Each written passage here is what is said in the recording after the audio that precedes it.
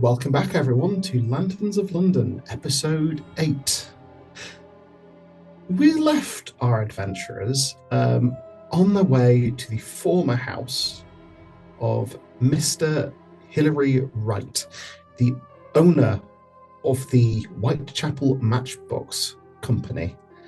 Now on its last legs, him living inside the factory, his house probably being sold to one Sir Alexander Fownhope. As you were travelling across London towards this house from the St. Bartholomew's Church, where you've just checked in on things, I'm going to need everyone to make me another constitution check to resist the cold.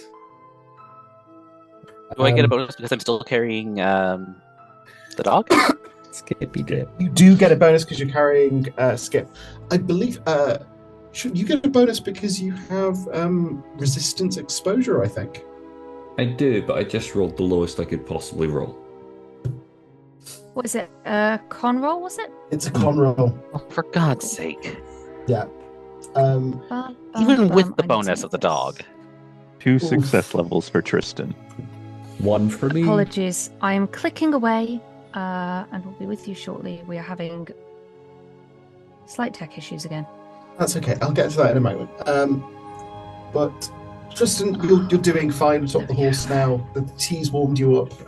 Your blood is pumping after that interaction at St. Bartholomew's. Oliviera is similarly frustrated enough by that encounter with the Reverend to be seething. Oh, she's quietly, livid. and that's keeping her nice and warm. And Nathaniel remains, as ever, quite hardy. Unfortunately, both Alice and Edmund are your teeth are chattering, your hands are getting cold to the point of almost losing feeling. It is bitterly cold, and the wind is picking up as the sun sets over the horizon. It is another fair walk on towards the house. It's closer, maybe 30 to 45 minutes, but it is still going to be a fair walk. You are going to be at a -1 until you can be warmed back up. Are you just heading straight there? Sorry. Yes. Oh, yeah, go on. Finish it. Just stop game for a second because I keep telling myself to say it and then I forget to say it and then I keep reminding myself again. And you've reminded me again with the minus there. Life points. Was I meant to reset these before we started again? Yes, you will have had enough time to regain. Because I was wondering why I was on 14. Yes, you would have had time to Bad. heal up. You would have had It's time bad. to heal up. You'll be 3 down from using the site. Yes, But but it you was... you're back up to your max. Okay, if I just keep clicking, will it just stop at my max? No, No. you will No. need to actually remember what your max was. I think it was that. Cool. Thank you. Grand. No problem. That's significant change. As you walk, the sun sets. Lamplighters walk down the street, lighting the gas lamps. Particularly in this area, Kensington's significantly wealthier. You're seeing fewer and fewer people on foot as you get more and more into the north part of the city. You see more carriages going by, but not many of them at this time of night and in this weather. Eventually, under the light of the moon reflected off the snow and the gas lamps surrounding it, you reach the address. A tall, square building reaches up into the sky above you, 4 stories looming up. There is a fairly high wall around it and an iron-wrought gate. The gate appears to be locked and chained shut. Is there anything we notice about the particular location of this property? Is it special to us in any way, shape, or form? Is it kind of near anything that we would be familiar with? Is there anything that we would recognise, or is this just a building in fancy pants part of London? It's very much a building in a fancy pants part of London. There are a few other buildings like it. What I will say is what you're used to is essentially rows and rows of identical tenements. This particular part of Kensington, this is a lot of places that people are trying to show off their architectural flair.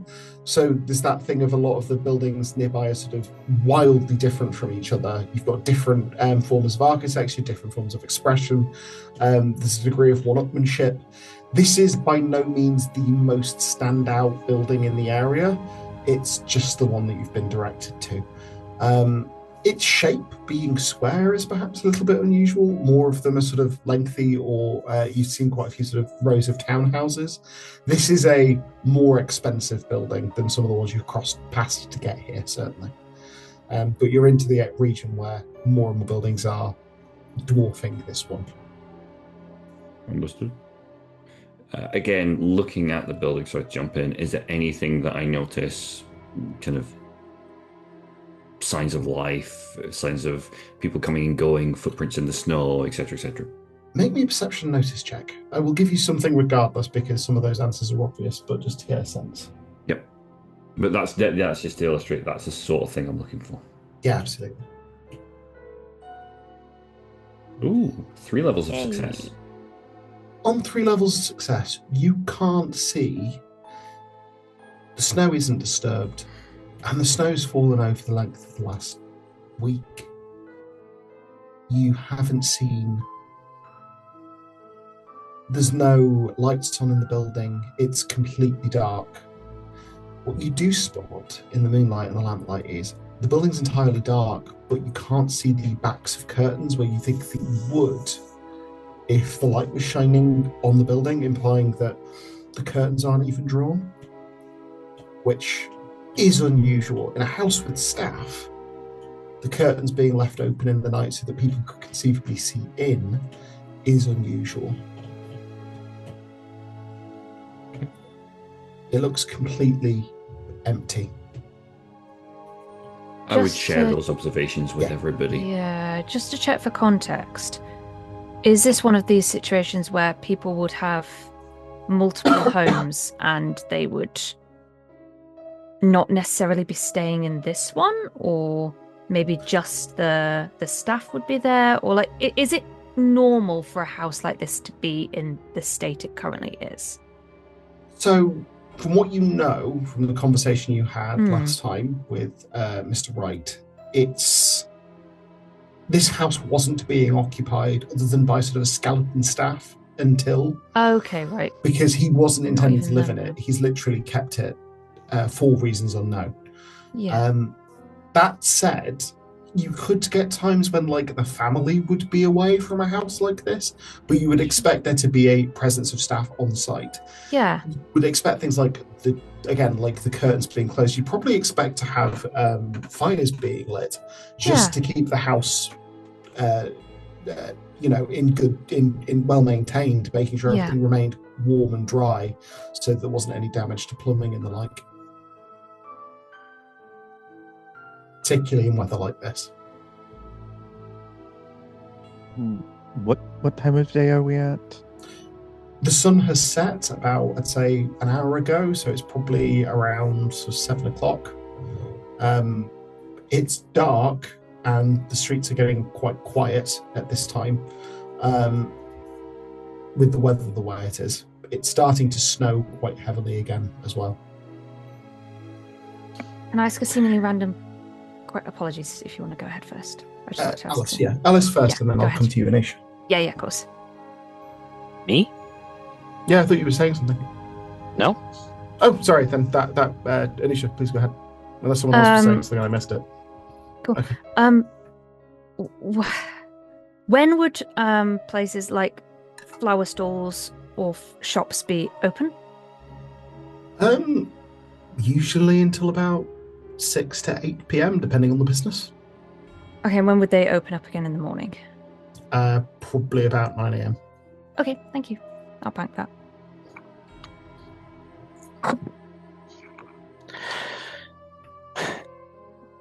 So, how would we like to skin this cat?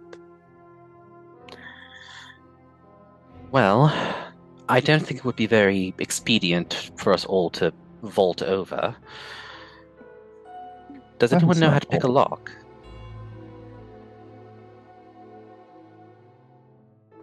Edmund, I recall you. Thank you for the timely reminder. Yep, I will quite happily give it a go. That's a crime dex, if I remember rightly. It is a crime dex roll to pick a lock, yes. Yeah. Mhm. This is the... Which lock is it that I'm picking? Presumably the one on the chain that's holding the gate closed. Cool.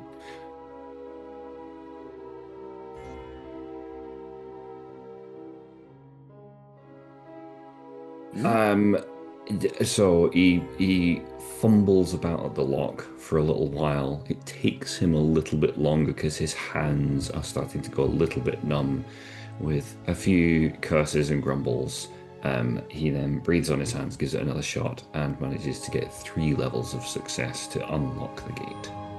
And with 3 levels of success, the iron is so cold it almost burns your fingers, but you're able to click the padlock open and slide the chain off the gate, which then stands open. Well done. Very useful gentleman to know.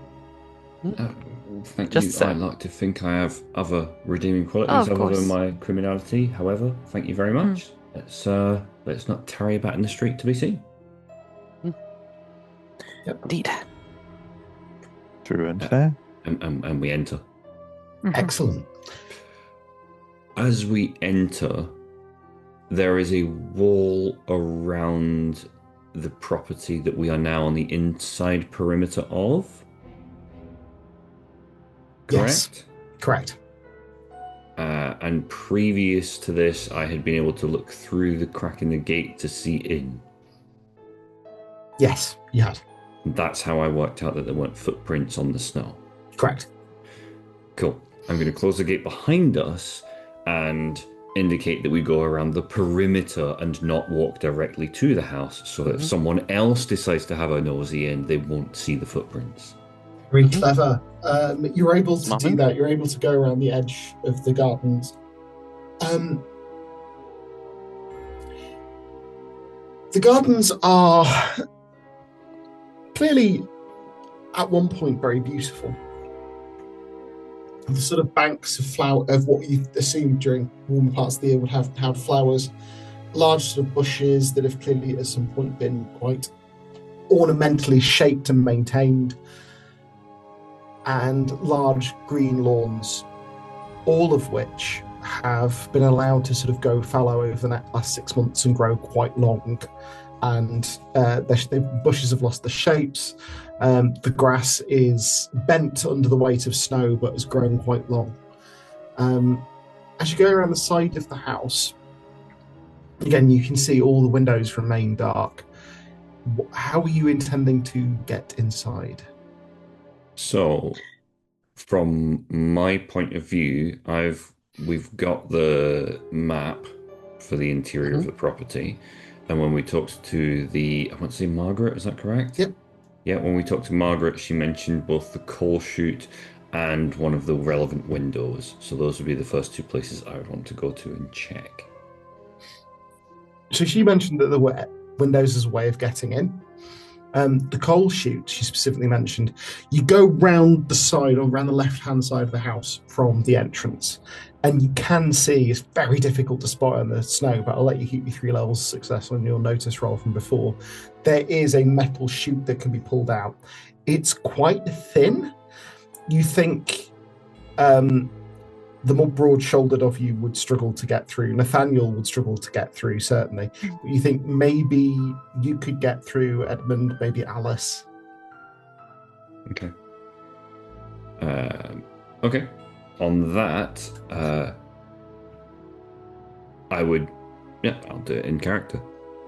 Okay, so looking at this, it looks like this is probably going to be a job for either myself or young Miss Alice, if not both. I don't mean to be disrespectful, but I mean, I don't think everyone's going to get through there. Those of you who are of a stockier disposition than us, or have more bushels of fabric to deal with. Oh, don't worry about the dress. I have others. Cool. Well, of course, if nobody objects, then I guess we should gain entry. Mm-hmm. I'm just gonna set Skip down, and I guess I should probably hand the parasol off, probably to Dr. Rice. Just hold on to that for a moment, just so I can have both hands free, if you don't mind. Of course, I take it. And Edmund is going to go first. Okay. I will need dexterity acrobatics roll from Edmund, please. Dex acrobatics, you say? Yep. Okay. That's interesting. Oh no. That is the lowest I could possibly have scored. I got 0 levels of success on a 6. Edmund pulls the chute open and steps forward, intending to sort of put his feet forward and then go down the chute.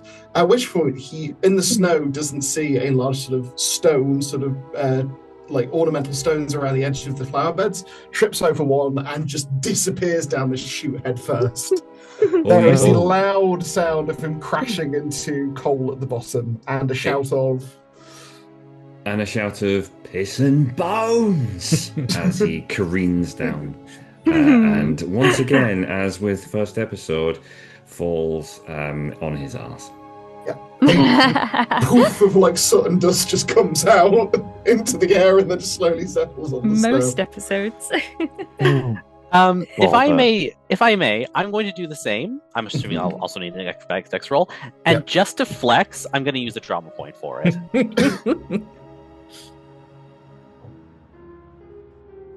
So that will be plus right. 6 levels of success. Oh. Roll of 22. And you are covered in coal dust, bruised. I'm going to need to knock off a life point for me, please. And as you're sort of lying there in the coal dust, there is the faintest flutter and movement of air, at which point, landing like a cat in the pitch darkness next to you, to the point that when she whispers, you almost jump out of your skin because you didn't hear her come down, is Alice. Are you all right, young miss? I'm afraid I may have caused some soot and dust to be scattered, and I do hope you've not got all dirty in your lovely petticoats. Oh, not to worry. I don't think a speck of it got on me. Really, I should be asking you if you're all right. That sounded I'm fine. I'm fine. Painful. He's clearly in a deal of pain, and he is trying to make light of it. Oh, it's absolutely fine. It's not a it's not a problem at all, young miss. He's absolutely fine. I believe I mentioned to you before I'm not actually as naive as you think. There's no need to play tough. If you are hurt, you may say so, especially if I can help. There's nothing you can do, but yeah, that did pinch just a little. Well, let's get on with it then. Indeed, let's get on with it. As your eyes adjust, there is literally only the faintest amount of light coming down the coal sheet in this room. So you can see virtually nothing. I mean, if you hold your hand in front of your face, you can't make it out unless you're holding it specifically in the beam of this very faint light coming down through the coal sheet. Okay. I know the layout, though. You do? I have that committed to memory.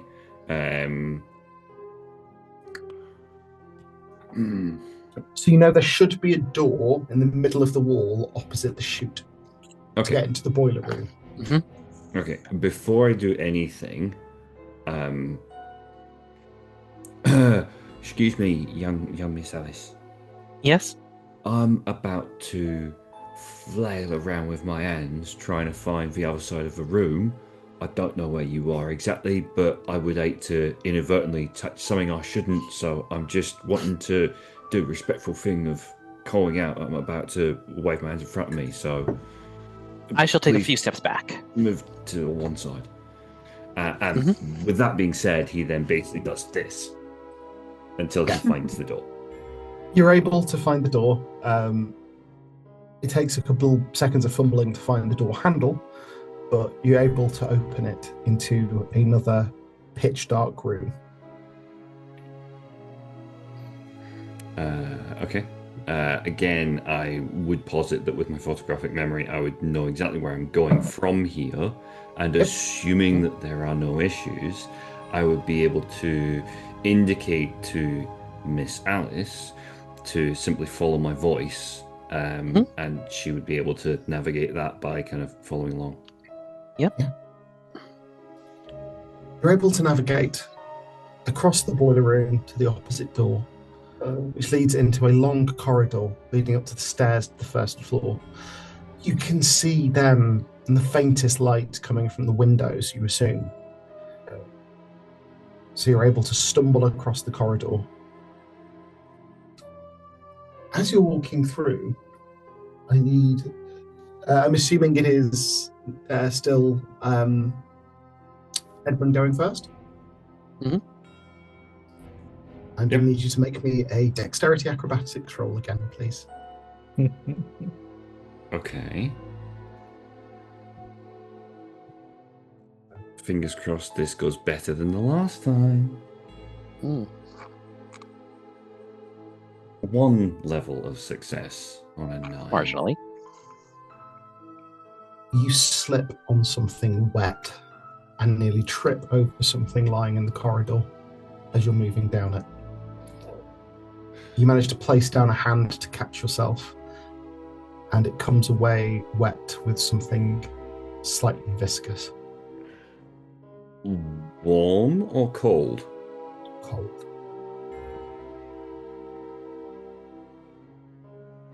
Okay. Are you all right? How cold is it in the house? It's not much warmer than outside. Okay. Barely perceptible difference. It's just a lack of wind more than anything. Okay. Given my background and what I do, I've got a fairly good idea of what I have just landed in. It's blood. Cool. The body in front of you, cold, stiff. Young Miss Alice, I don't want to alarm you or anything, but there's a body here, and it's not in no state for young ladies, if you follow my drift. Very well. I'll try and move around it then. You can't tell who it is, can you? No, young miss. I ain't able to tell at all. I think we need to just get rest of them in, and then we can maybe get some light on the situation, if you'll forgive the pun. Not at all. I actually enjoy puns, but that's neither here nor there. Need both of you to make me a perception notice roll. Is it to notice danger? Yes. Oh dear. Goody. Okay.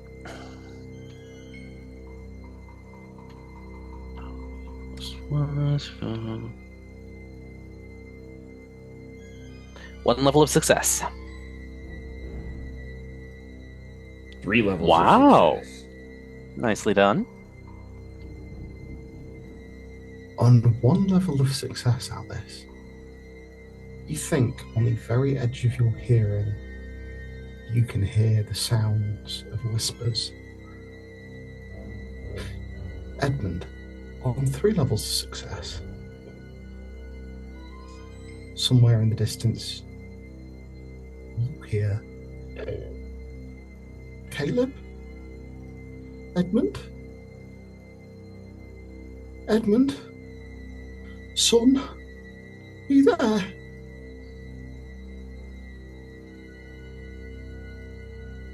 Okay. Caleb is going Edmund, to... sorry, that's my bad. Yeah, Edmund, I do the same. As did his mother. Edmund is going to hone in on where that voice came from. And start making his way towards it in any way, shape or form that he can. It sounded like it came from up the stairs. He's going to make his way to the stairs blindly, ignoring everything around him, and nothing is going to stop him. He's going to be waving and going for the stairs. you trip over something else on the way, but pick yourself up and keep going. Yeah, Are he's you just going to saying continue anything? going. No, he's not, because he can't quite believe what he's hearing. But he needs to get to the source. It is her voice. Okay, so Alice hearing him is going to be like, what, Edmund, where are you going? Come. She's going to start like feeling around and trying to like follow him. Edmund's gone. Edmund's like singularly focused on this voice that he hasn't heard in a long time.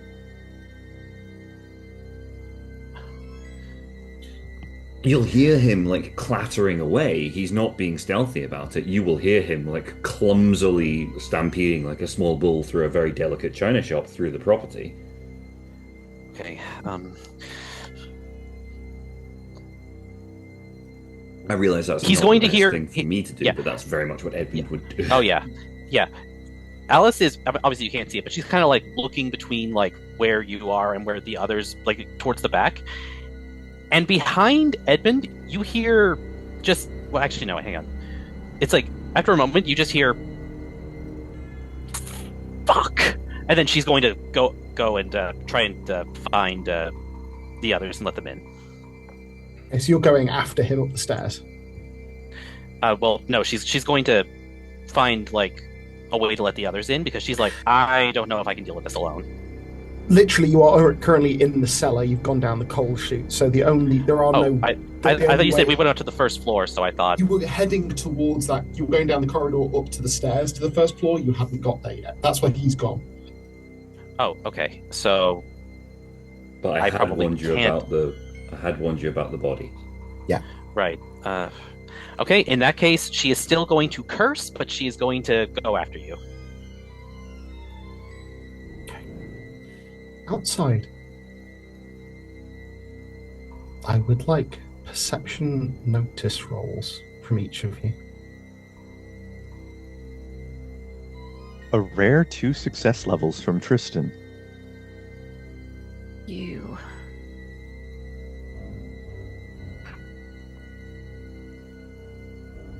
Perception notice.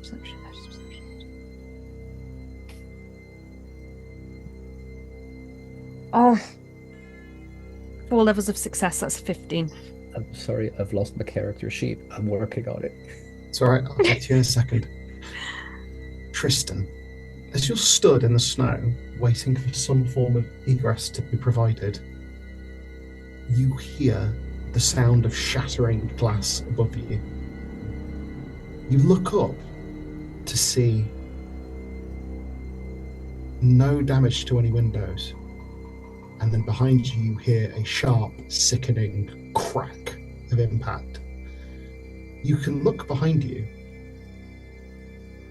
There's no one there, but there is an impact in the snow and a spreading pool of red marking it. And as you stand there looking at it, you hear a voice. Follow the song!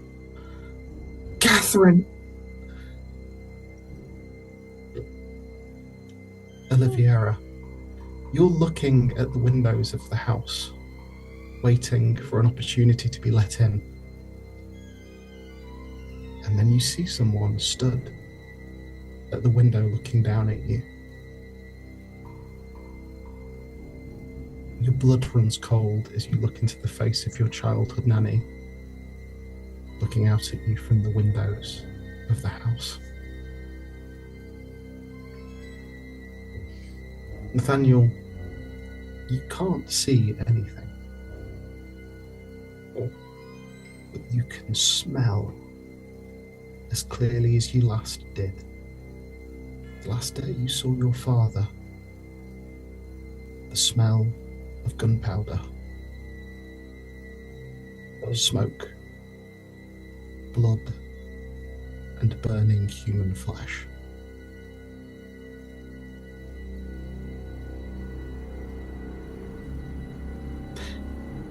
Edmund, you reach the stairs, stumbling up them in the half-light provided by the open windows.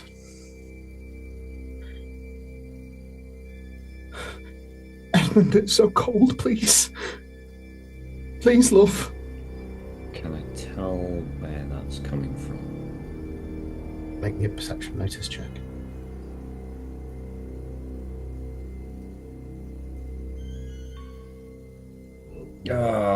Okay, I only got an 8, but with 0 levels of success. I'm going to retrospectively use a drama point on it because I think this is one of those circumstances where that's well worth doing. That gives me 1 level of success, I believe. No, on a retroactive, that would put you up to 13, which is 3 levels of success. Perfect.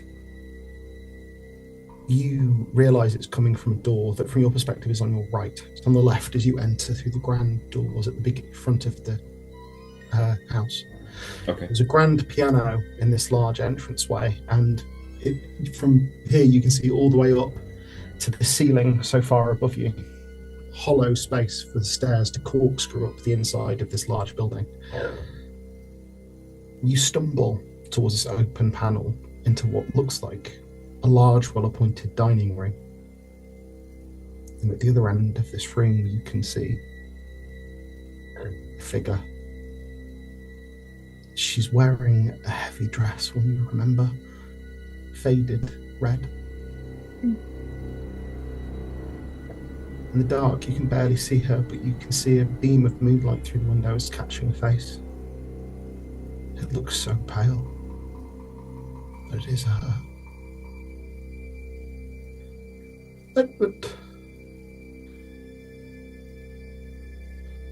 where were you? I can't find it. I can't find it, love. What can't you find, Mum? And as her mouth smiles, showing far too many teeth, as she walks into the moonlight, stepping towards you, you can see the gaping wound in her chest. My heart, son. Do you have it? Can I have yours?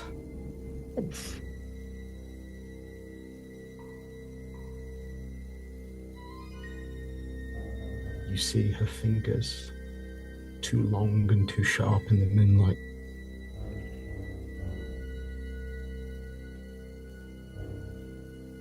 Alice. Are you going after him as fast as you can to let the others in? Yes. I'm going to need a dexterity acrobatics roll from you. Oh no, Okay. What an awful roll for Alice to do. Well, I'm not using a drama point for this one. There is a chance of failure. There's a chance. But no, she gets 3 levels of success. Not today. On 3 levels of success, you make your way quickly to the end of the room. And you sprint over to one of the windows, sliding. It takes you a moment to find the catch, but you're able to open it and slide it up. A blow of cold air and snowflakes comes into the room. You can see outside, all looking either up, around, or down at the snow. Your companions, seemingly distracted from. I'm gonna call out just a quick, come in this way. Something's bad's happening. Well, actually, no, sorry, that was the wrong accent. I don't know why I went for that one. No, that's In the here. accent that comes out. Oh. Just for a moment, you slip. Something bad is happening in here. Please come quickly. If Tristan's looking down at the snow, does he still see Jonathan? No, you don't see Jonathan. You just see the divot in the snow where his body should be, and this spreading pool of blood.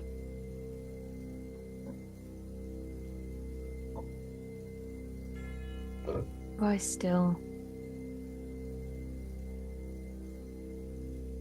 You still see her. Just her? Stepping to either side. The face is so pale in the moonlight. Your mother and father staring down at you.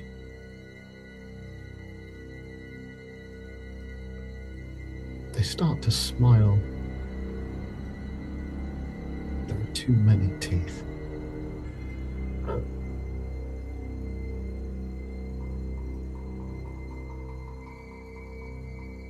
You hear Alice call out. You look away for a second. You look back and they're gone.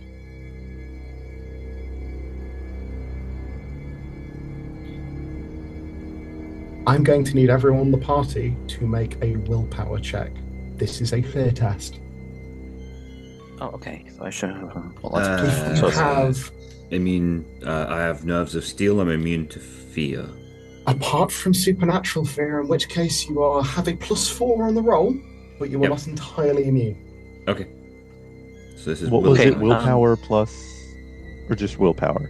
It is willpower plus willpower. So it's just a willpower roll.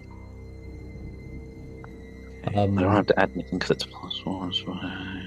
So worst I could have possibly rolled 2 levels of success for Tristan. Nicely done. 2 levels of success. Yeah, same for Yep. for Oliviera. 2 levels of success on a 12. Same. Or I make my roll. Nathaniel would Indeed. use his left hand to clutch his rosary and his right hand to clutch what he took from the vault. I will Is that give you a enough for the bonus? I will give you a bonus point for faith. 1. Okay. Good. Just willpower.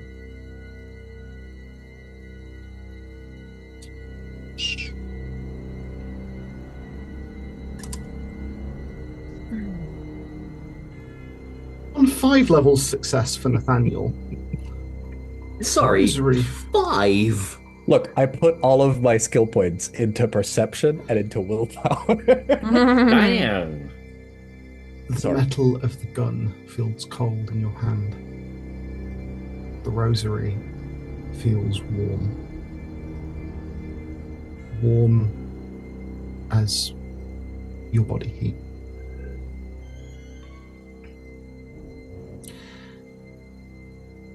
Alice is called out to you. Do you go to her? Yeah. Okay. Yeah. In which order are you coming through the window? I'll go first. Climb up. Oliviera. Tristan. Mm-hmm. Which of you's going next? I think Tristan wants Oliviera to go next because he's on watch outside. And he can also give her a hand if she needs. Okay. Where's Skip at this point? Skip, Oh, assume, I is set him outside. down too. Yeah. Yeah, so he's been outside still with all outside, of you. Are you picking him up to go in? I mean, I don't think we should leave him out here on his own. Yeah. So, yeah, I bring him in.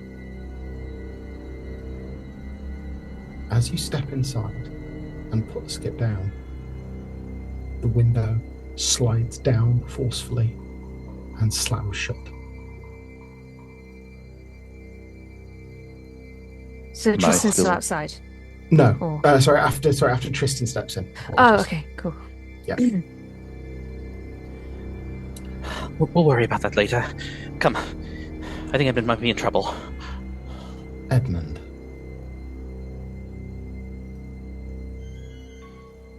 Please, Edmund. So cold. Please, my boy.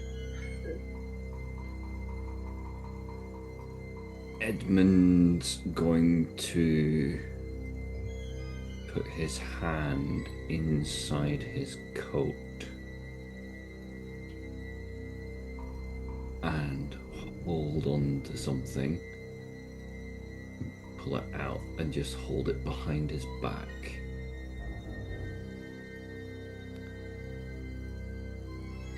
I think you might not be my mother after all. Try again.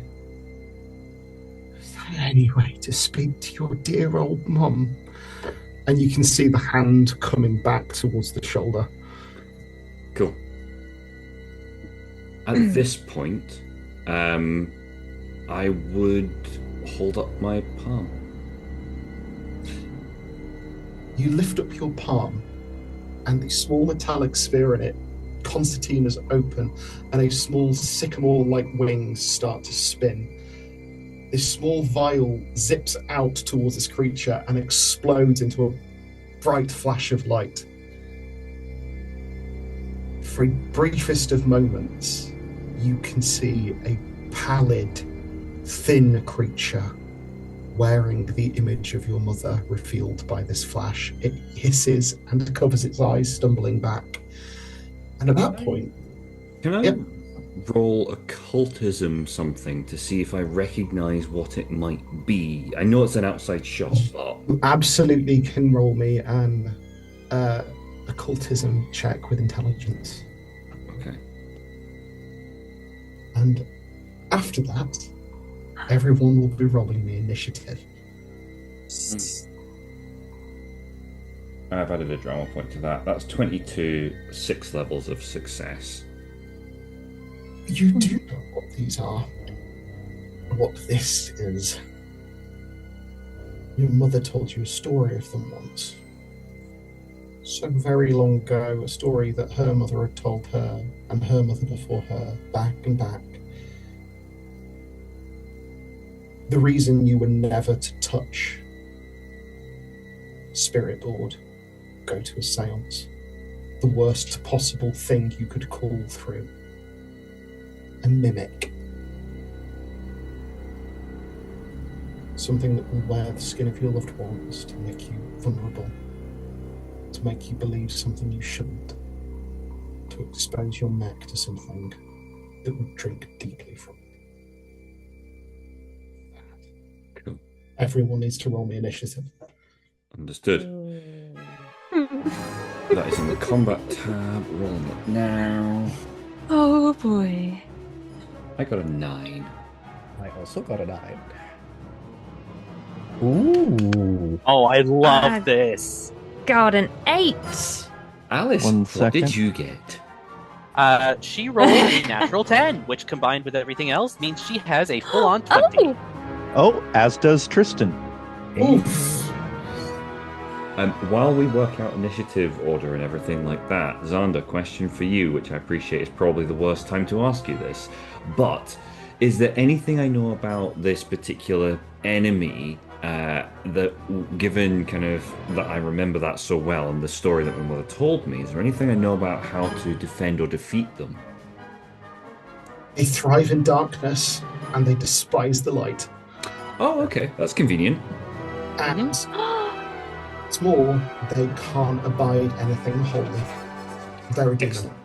Okay. We're the right party for this. Way! Just noting down everyone's initiative. Give me Yep. one moment. Can I get the dexterities of Edmund and Nathaniel, please? My dex Oh, is right, because they 3 both each. say.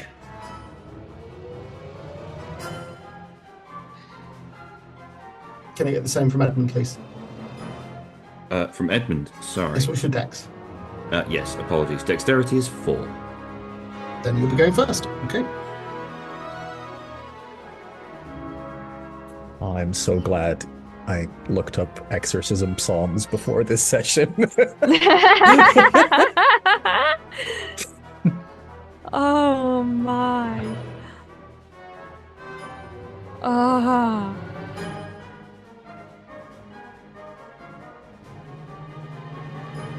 Oh, they're terrifying. I love And I them. forgot one other person. How dare I? Oh, Skip! Skip. Oh, yes. Skip! Oh. Good boy. Ooh, dead last. Oh no, second to last. Penultimate. Okay. With that, at the top of the round, we have Tristan. As you've stepped into this dark house, there has been a bright flash from the door to your left, as though something very bright has just gone off in that room. That's exactly where Tristan beelines to then. Okay. You step into the room and you see at the far end of it Edmund, and about a pace away a woman in a red dress with a gaping hole in her chest. Far too many sharpened teeth. And what looks like a sharp hand covering her eyes. So angle-wise, Edmund is between me and this creature? Yes, but it's a big enough room that you can get around Edmund. Okay, so I'm going to start getting around to Edmund. Does it look like I could close the distance entirely? Yes, it's a long room, but it's not so long that you couldn't get to the other end yet. Can I? Okay, so yeah, go ahead. Do I have enough light to clock that it's Tristan who's in the room with me? I would say the lights flashed and then disappeared, so you've probably got enough. If you were to turn around, you could spot that it was Tristan, yeah. I definitely would have looked away Yeah. so that the flash didn't Yeah, get I'd me say in if the you eyes. turned to look the other Yes. way, you've probably seen Tristan around the corner after that second, yeah. Okay, excellent. As he's coming in then, I'm going to, assuming others are also in proximity, shout out at that point, anything holy and anything bright. Anything holy, anything bright. Ooh, 1 second. No, that's not going to help. For want of anything else, slight artistic license. He is, instead of drawing his cane sword, he tucks it under his arm. He reaches under his coat and he pulls out. He has got the wrought iron fence, but it's now kind of like a stake. And so he is leaping at her with the stake in hand. Okay, we're going to treat that as a hunting style knife, which I think you've got as well on your character sheet, so just roll that, and I'll be bearing in mind it's the iron stake. Yes. Actually, I still have... I don't have the large knife one, but it should just be the same as that anyway. It's going to attempt to dodge. 2 levels of success. Ooh, that's a bad roll. They got 1 level of success on the worst possible roll they could have done. As you drive this stake into their chest, the thing hisses and reels back, blood spurting from the wound. Only it's thick and black like ichor as it runs down the surface of her chest. And you see the features start to shift and warp. Can Tristan have gotten artfully splattered by some of it? Yes, it's got on one side of the face. It's like a couple of speckles. Absolutely. That will bring us to Alice. Okay, yeah. So I'm assuming when everyone came back in, she got her parasol back from Oliviera. Oliviera, would you hand back the parasol? Yeah. Okay. All right. So now that she has it, she is going to charge, and I mean like run full tilt. Like when she goes past Edmund, there's like a rush of wind kind of thing, Yeah. and she is going to pull her sword and attack the thing. Okay. Excellent. You're attacking. Please make me your attack roll. Okay. I mean, just While- pull while up the that's thing being here. rolled, can I check? Does Mhm. Not a drop, not a speck on her. No, she's completely unmarked. Cool. And as an aside, how much of this is Edmund seeing? Is he seeing her draw the sword? I'm going to say in the beam of moonlight, this sword rakes up, and I need to see Alice's roll. On 2 levels of success, the sword rakes up and a slash across this thing's chest knocks it out of this beam of moonlight. And then stepping forward to defend Edmund is Alice pointing this sword down with a parasol off in her offhand. And as that happens, she's going to say, and I'm pretty 10 sure points of everyone in the damage. room would be able to hear this. She says, "Get away from him, you bitch!" Excellent reference. Um. Edmund, with that, it's your go. Yeah. This thing is looking ropey. You've left a slice across its chest, and the features are just melting down into this very thin, emaciated, white form. Only there's no eyes, there's no mouth. It's all just almost like a mannequin of flesh, pallid, and thin. Okay. Yeah, he's going to reach into his coat. He's going to take out a second sphere, and he is going to wind that off. Okay, are you releasing it? Yeah. As I release it, I will. So it's presumably Alice is directly in front of me. Mm-hmm. I'm going to release it upwards, so it goes at a slight angle upwards, and I'm going to just call out, "Oh, it's down." Okay. Tristan and Alice look to the floor. Beautifully, gentlemen. As this thing, the wings snap out and the thing spins, sending this vial up into the sky. And with a bright flash, this thing is splattered back against the wood paneling of the room, leaving almost a shadow-like silhouette behind it on the wall as it is obliterated. Nathaniel, you're out in the hall, about to head into the room which Edmund is in. And as you step forward, you almost trip over. Looking down, you see the body of a small, elderly woman of East Asian descent in Chinese cultural clothing, burned, shot, and bloodied.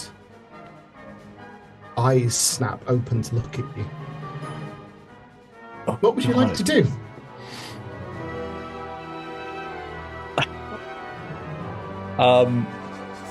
Nathaniel has no idea what's going on, so Nathaniel sees...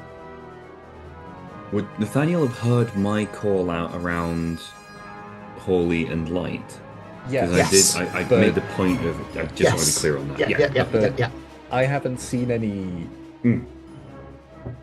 mimics wearing dead people's skin. I see a poor elderly injured woman, so I think Nathaniel will get down and try to help. Hey, Oh boy. would you like to make me an intelligence doctor roll? I would love that. This is going to go only well. There's no way this can go poorly. Oh, what's that? One level of success. There we go. It's when her head turns, and you can see that a fairly significant chunk of it is missing entirely, that you realise that this is probably not an elderly person in need of help, but rather some sort of horror. Right. However, that was your action, so you are currently stooped over her. Oliviera, you've seen this, and you've seen the head turn, and essentially a fairly large, sizable chunk is missing. What would you like to do? I'd like to shoot, please. Yep. Okay. I'd like to use my shoot derringer, the elderly please. injured woman. Please go for it.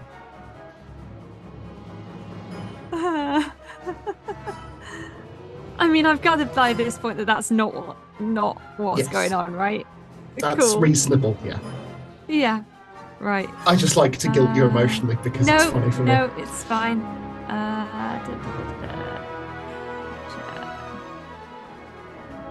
Okay.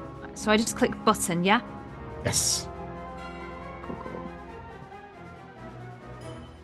This one is going to attempt to dodge. That's 3 levels of success with a 14, 15 damage.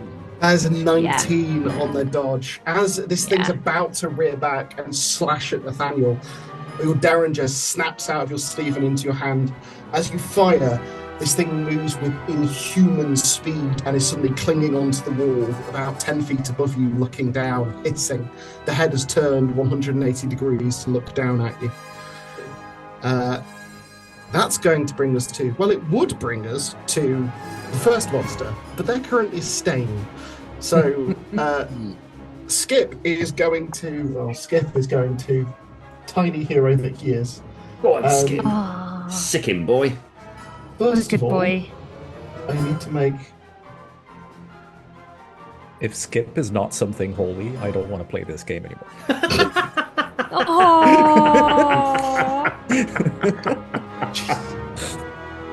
Skip bounds up, jumps, and just lands his teeth onto the small of this thing's calf, dealing 10 damage on 4 successes, and just pushes onto the wall, and the thing is yanked down, and with a splats down onto the ground in front of you both. Bloody hell, this dog has got better stats than most players I've dealt with. That will bring us to its turn. It's going to attack the biggest threat. No, don't you dare. Don't. It slashes at Skip with its claws. Hey, I One still have success. an action. No. Oh, sorry, I should have given... You do have an extra defensive action, but you're in another room. Oh, this is a different... Okay, This isn't gotcha, the hall. gotcha. Yep. Skip tries to dodge. Skip fails as he takes 13 points of damage. How many points does he have? We don't More get to than know. that. More than that. Okay, good. Because there is a yelp as he is thrown back, trailing blood, and there is a rent down his side. Do I hear that? You're in a neighbouring room. I think it's reasonable to say you can hear that with that roll. Cool. Go, John Wick. Do it. That is going to be its first action. Oh, it's going to use a second to attack Skip. It's at a -2 though.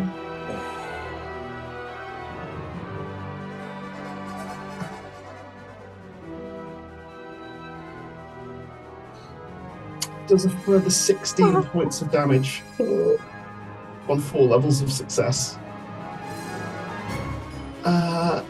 Skip needs to make a Constitution plus willpower roll to remain conscious.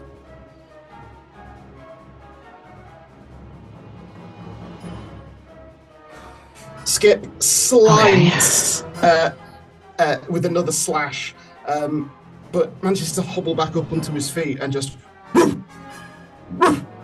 Blood is dripping out of his side. He looks incredibly hurt. You think you can see a rib, Oliviera.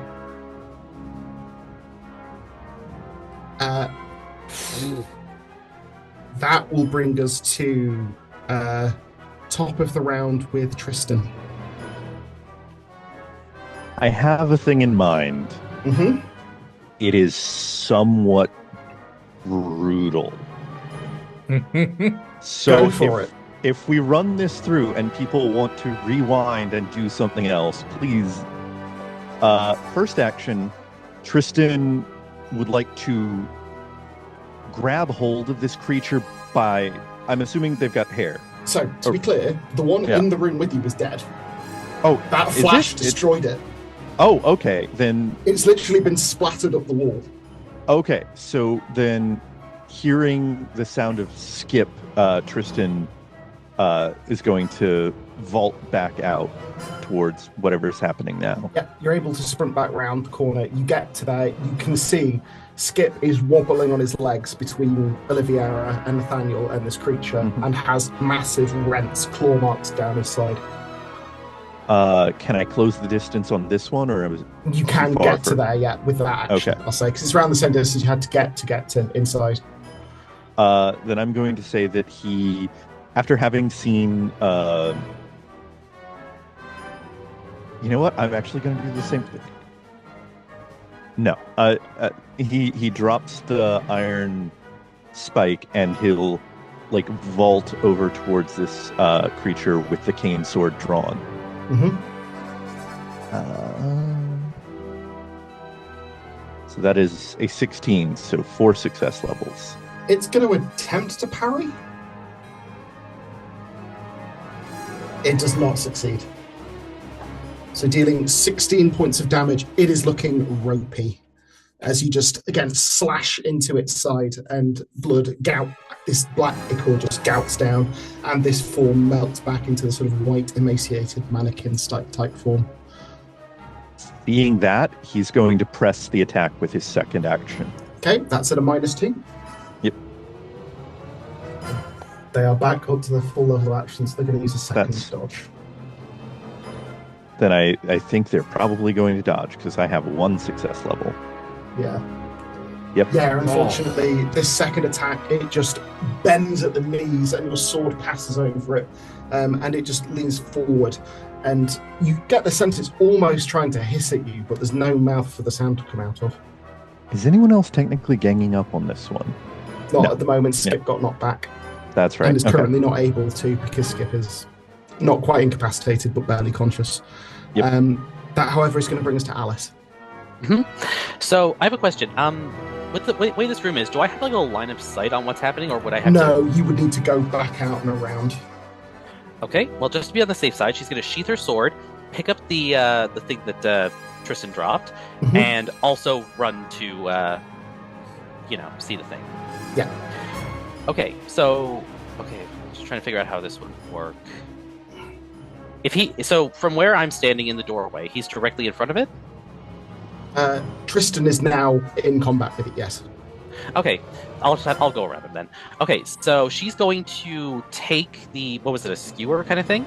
It's a stake, an iron stake. Okay, then she doesn't know if it's holy or not, but might as well give it a shot.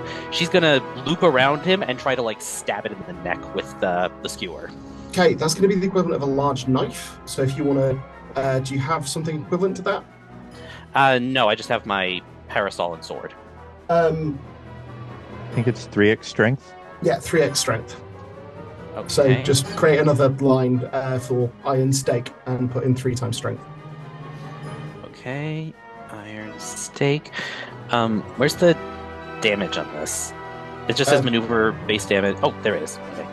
Yeah. So and 3 then make times sure my you strength. move from bash off and then back to bash to make sure the character sheet works. Okay, so that'll be 6 then. Okay. 6 slash back to bash. Okay, let's give this a shot then. They're out of extra actions. You drive the stake into its neck and it stumbles back, more ichor just splashing down its chest. Is that Elliot, sorry? No, we couldn't hear you for a second. Oh, but okay. Now you're back. Grant. Yeah, you drive the stake into its neck and more of this ichor splashes down its chest and it stumbles back. It is still on its feet, however. That will bring us to Edmund. Okay. Edmund is going to have heard Skip. And Yes. everything I'm going to describe will be from the moment that he heard Skip howl. He's going to make his way back through to that main entryway, and he's presumably going to see all of this unfold. He's going to see what's happened with Skip, and he is going to, for a third time, reach into his pocket and take out this device. Again, narratively, if this is too much just to say, what he's going to do is not going to wind it. He's simply going to remove the thing inside. He's going to walk up quite calmly, striding, but quite calmly. He's going to stride up to this creature, and he's going to, again, he's just going to say "eyes down," and he's basically going to force feed this vial to this creature. Into any orifice he can find, and then punch it and smash it. I please get an unarmed roll from you. Yeah. So just a punch will do. It is out of defensive actions. I'm gonna draw and point this. Yep. It feels dramatic enough because he would have glanced at Skip, seen and he would have just gone feral. Completely understandable. That's a 25, 7 levels of success with 13 damage. On the 7 levels success, you crack open this egg-like sphere, grab this vial into your hand, crush it as you slam your fist into this creature's face, and your fist just becomes a blinding flash of light. And as you do, you punch clean through its head, and the thing just splatters down onto the ground as it dissolves into this black ichor.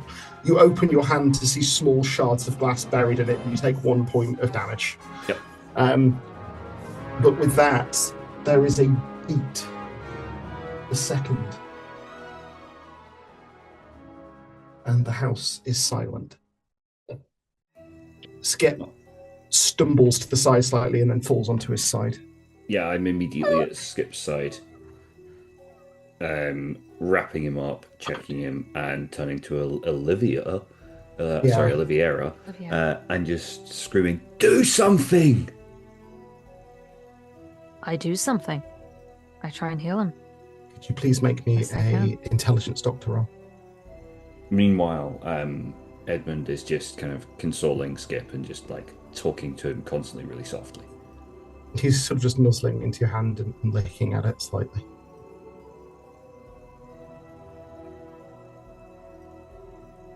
That's a 16 for success. 4 levels success times 3 because your doctor's back. You can regain 12 hit points.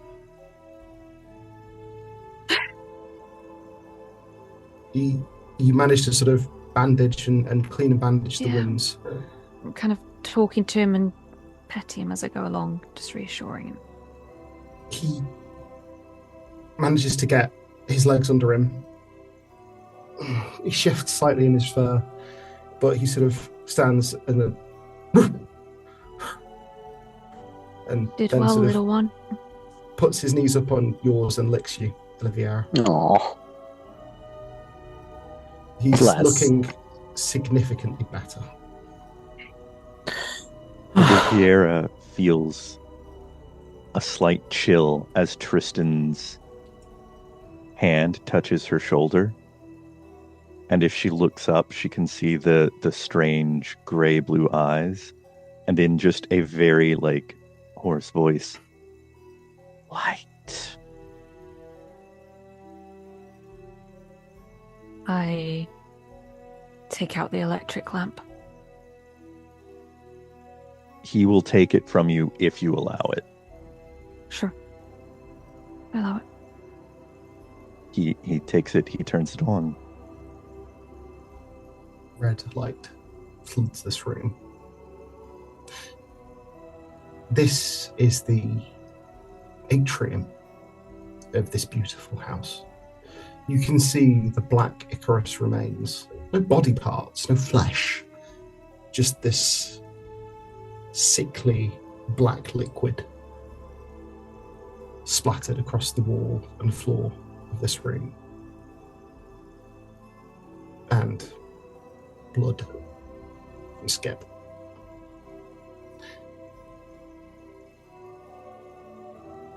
The light reaches the windows.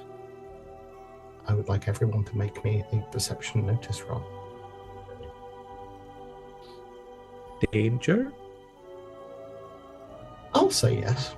Absolutely not. Can I skip the notice roll purely because I think that my focus would be fully That's on entirely Skip? valid. You don't have to if you don't think it's something your Yeah. character would do. It's more And just I giving just you the don't think he opportunity. he wouldn't be focusing on it at all. Quite We literally keep rolling skipping. the same. Olivia and Alice keep rolling the same. Twinsies! Everyone just got one Twinsies! success level. Everyone just got one success. right? Oh, Tristan as well. Oh my god. Is this how you feel all the time? Is this Mm-hmm. It takes Is this how a you moment- peasants feel? It takes you a moment for what you're not seeing to sink in. The red light reaches the windows and stops. There is no moonlight. There is no snow. There is just impenetrable, inky darkness outside the windows.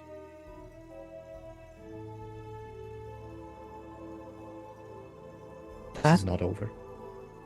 Do we No. see any candles? There are candles currently on stands, more gas lamps in sconces. There are some candles sort of arrayed on small sort of side tables in this room. There's a candlestick on a couple of the tables. Tristan will light as many of them as he can. As And you then- light them, they flicker into life, and it does bring more illumination to this room.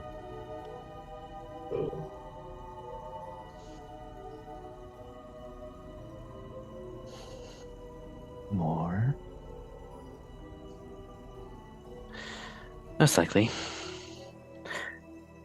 A hunting we shall go. The house is silent again. The light from the candles flickers out, and the red, steady light of the electric lantern illuminates this room you're in. There's a beautiful piano at its centre, clearly talking piece, the atrium of this vast house. Facing in from the double front doors, on your left is the dining room three of you were just in. You will know there is a small kitchen and the door past that deeper into the house. Edmund, to your right, there is a parlour. Downstairs are the servants' quarters. Upstairs are the bedrooms.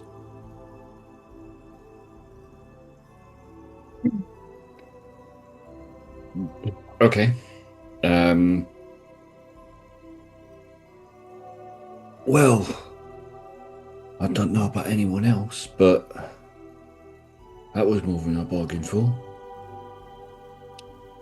I also don't think that Skip's going to be up to much for the rest of this particular excursion. So I'm going to suggest he's purely on lookout duty. What are we doing? What's the plan? Well, if we can't leave, we'll have to find whatever's causing... And then she sort of gestures to the windows. That. And stop it, I suppose. What happens if we try and open a window? Would you like to make me a strength athletics check, please? Mm-hmm. While that's being done, Edmund will turn to Nathaniel. Deacon, you've probably got a congregation coming your way pretty soon. I would suggest that we're probably going to rely quite a lot on your faith here. These things are called, what we've just faced, they're called mimic creatures, and they are particularly susceptible to light, bright light, but also faith. Like anything holy, that will damage these creatures. So, I'm looking to you for guidance. What do you reckon?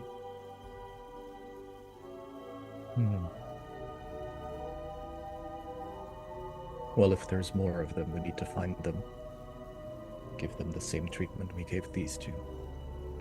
I'm all out of my tricks. Do you know where the kitchen is? Yeah, it's through there.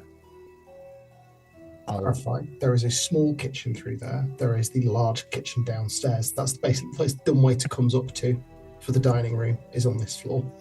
The main kitchen's downstairs. All I need is running water.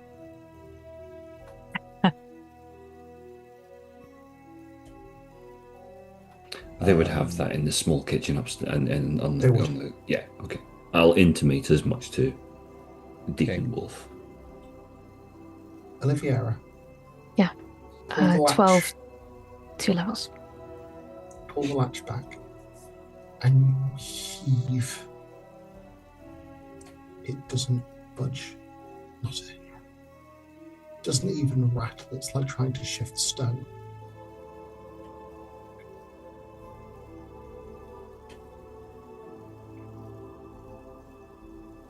Oliviera just stays there for a second, just staring out into the nothingness. Just breathing.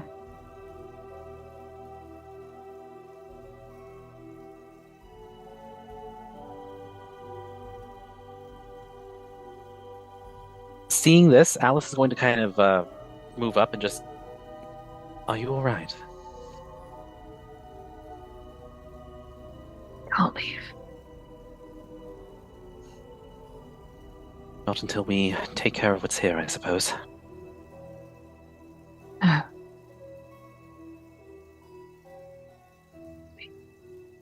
Can't leave at all.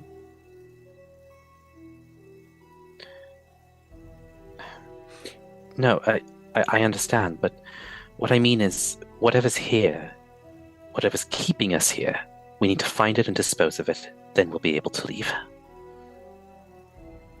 She kind of starts just glancing around the room. Oliviera, please make me a willpower roll.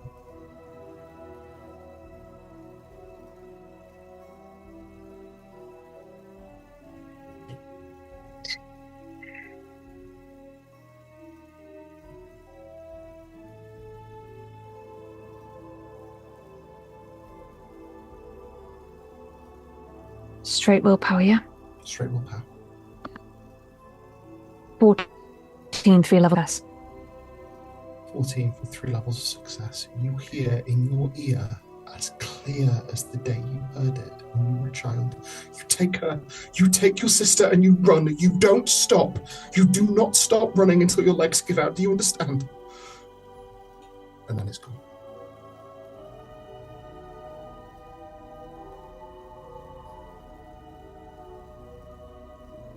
It was an upstairs window, wasn't it?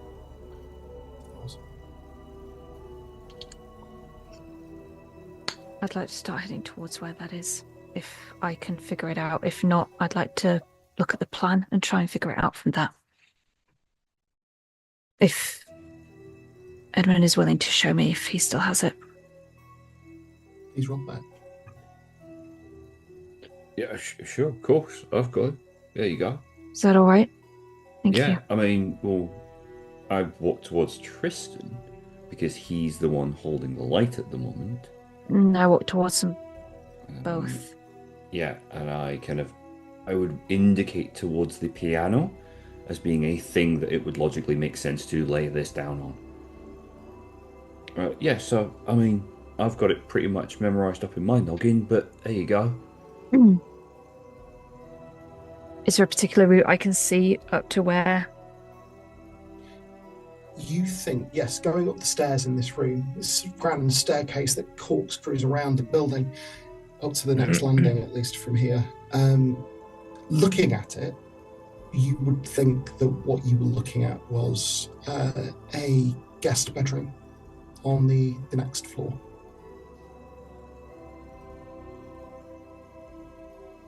I point to where on the map I think the window was. And I say, I think this may be our next stop. If you'd be so kind.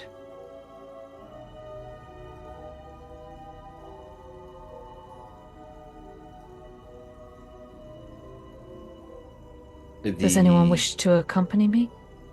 The parlour is the only other real room on this floor anyway, isn't it?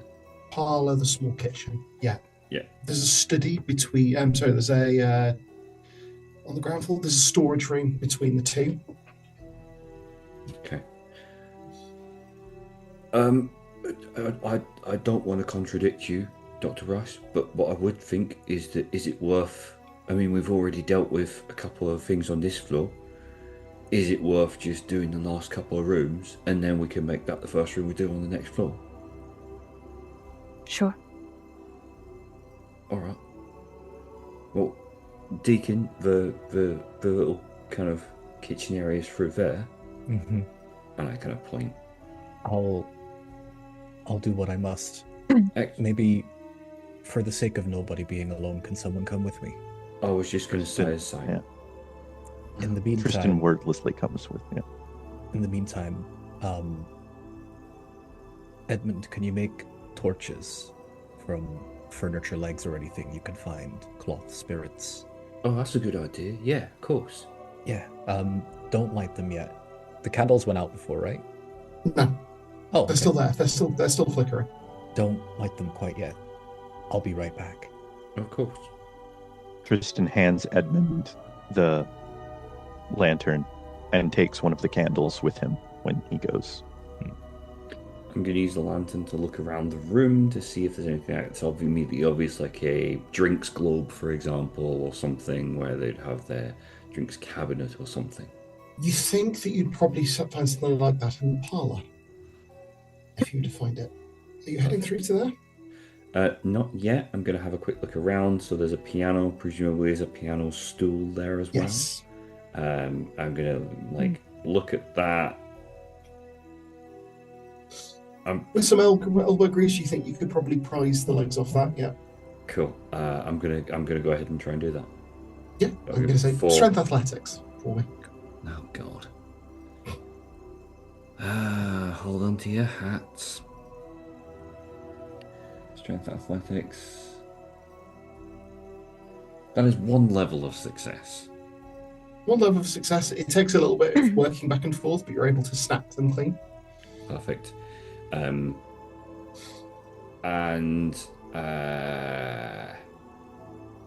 I'm not going to do anything else for now. With that, I'm just going to kind of, head towards the parlour with whoever is with me. So that would be Oliviera and Alice. Okay. No one goes alone.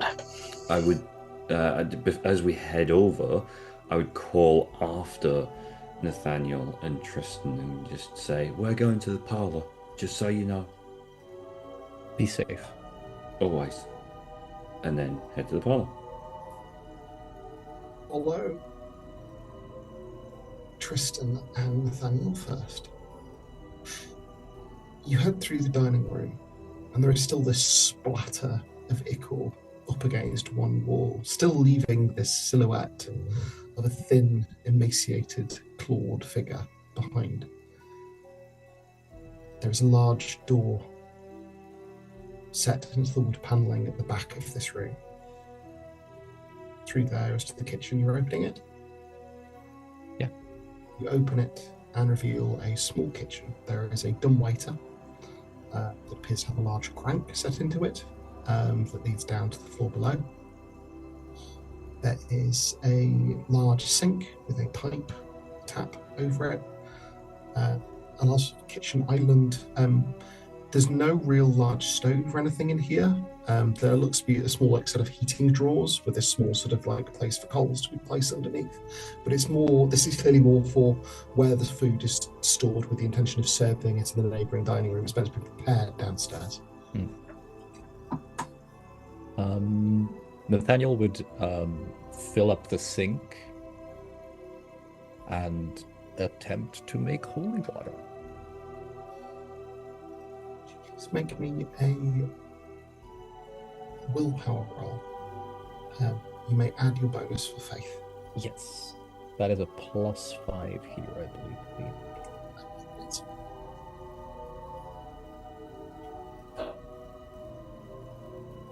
Oof. That is a 20 for 5 levels of success. To perform the aspersion, the Catholic priest is supposed to have been properly ordained within a church. But faith, true faith, regardless of its denomination or origin, that is something stronger, something that moves through you. As you pray, and as you perform this rite, you feel that move through you. The water remains the same, unchanged, but it feels different to you.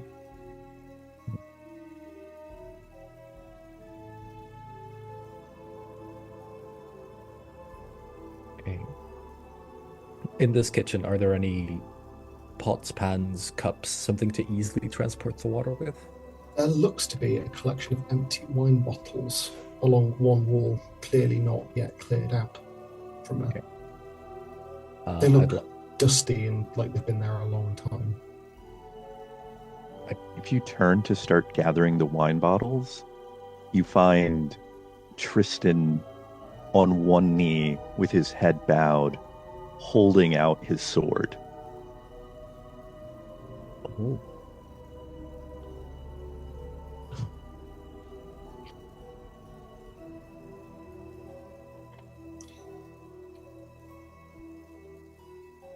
Tristan, can you please make me a willpower roll before we move on?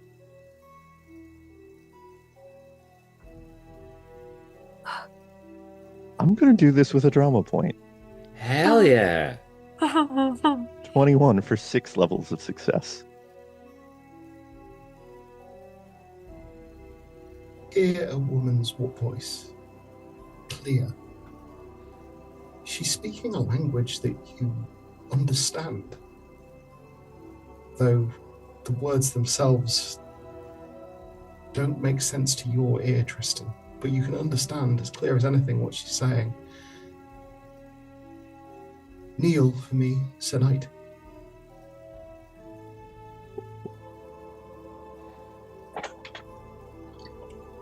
I would give you my blessing. What is happening? Tristan, for God's sake,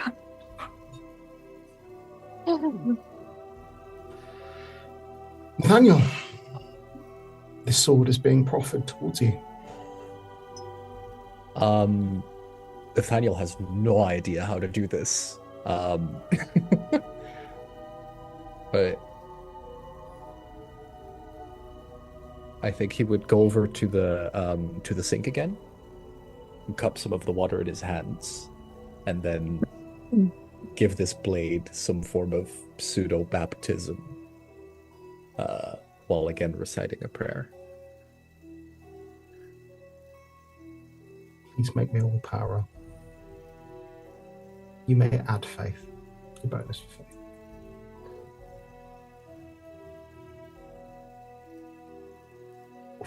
6 levels of success. I'm on a roll. The water runs down the length of this cane sword. And the quality of the metal seems to shift. Just for a second, it takes on this duller, darker grey quality. Different manner of steel. And with his head bowed, you see for a moment reflected in the steel of this blade, gleaming steel grey eyes. Not those of Tristan.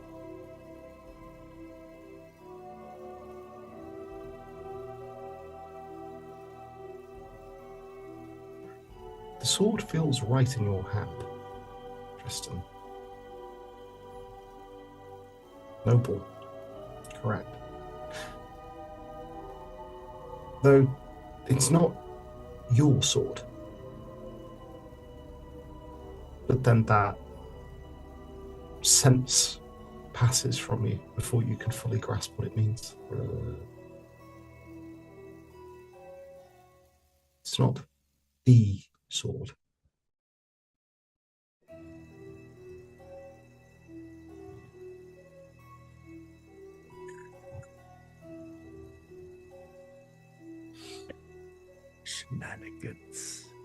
Shenanigans. Sorry. Tristan blinks and looks up confusedly. I'm sorry, were we getting holy water? Is that what we were doing? That's what we did, yes. And you offered me your blade for a blessing. Yes, of course I did. Should we? Yeah, please. And he starts grabbing wine bottles and filling them. I'm gonna respectfully dust them off before plunging them into this water. I will say you've got enough to fill 5 wine bottles of 5 whiskey. wine That's bottles. that's the number of bottles you've got. Okay, great. Parlour. Edmund, you step in and you're looking for a drinks cabinet. And as you step through, you are frozen in your tracks. A large circular table has been placed in the center of this room. There are seats arrayed around it, each of them filled with a body.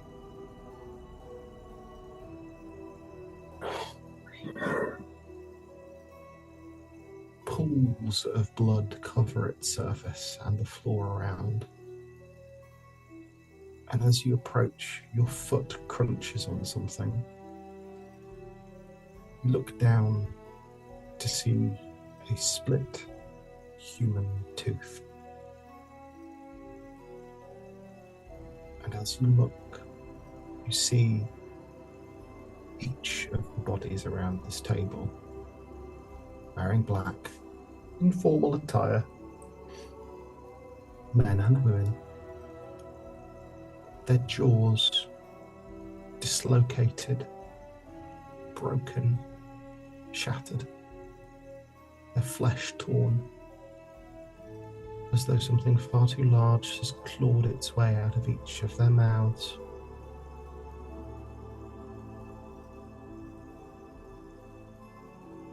There is a drinks cabinet in the room next to the fireplace. What's on the table?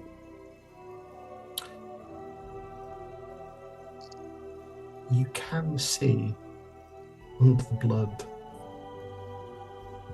letters placed around circle, 26 of them.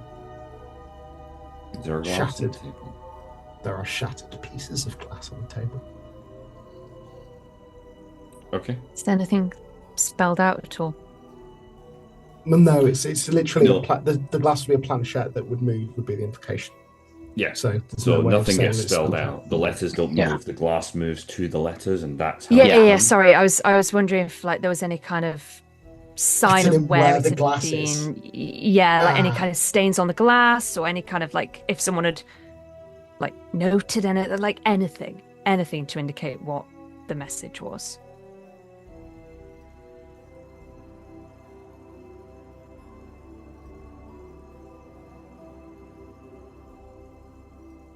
There is not any way of. I don't think there's any way you could discern that from what's there. The glass isn't in any particular place. There's no trails through the blood.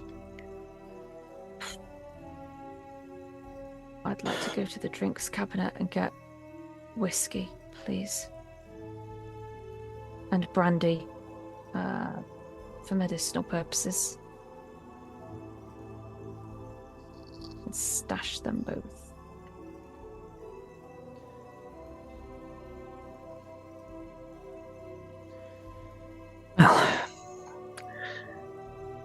Well, putting all that aside, is there a clear space we can use to make those torches?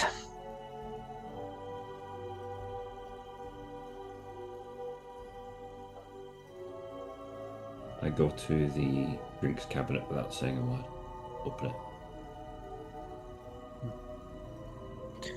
I suppose we'll just have to make some room with it, that is. Are there any, like, side tables or anything where we can... What's in here? Everything else appears to have been cleared out of the room. While I was at... Sorry, Go ahead. Go ahead. I was going to say, while I was over at the drinks cabinet, would I have been turned away from people? Yeah, for a moment, I'd say. I'd like to use the site, please.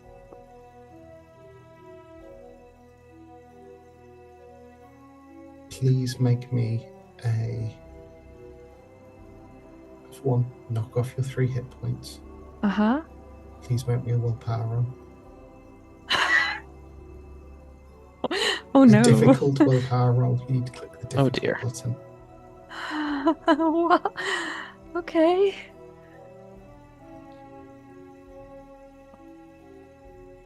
That's a 14, 3 levels of success. Did you click difficult? I clicked Or- difficult.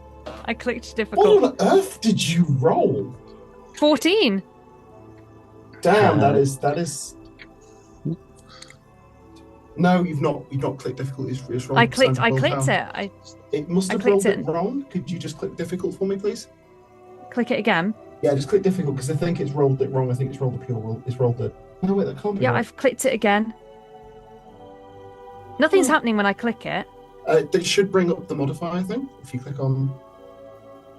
I mean, I clicked on difficult to make it difficult, and then I clicked willpower. Is that not what you said? to do? You just click will. If you just click difficult, it should do a difficult. Oh, roll. It sorry. doesn't I thought I had to modify it. select difficult No, and then no, just roll that's as it. usual.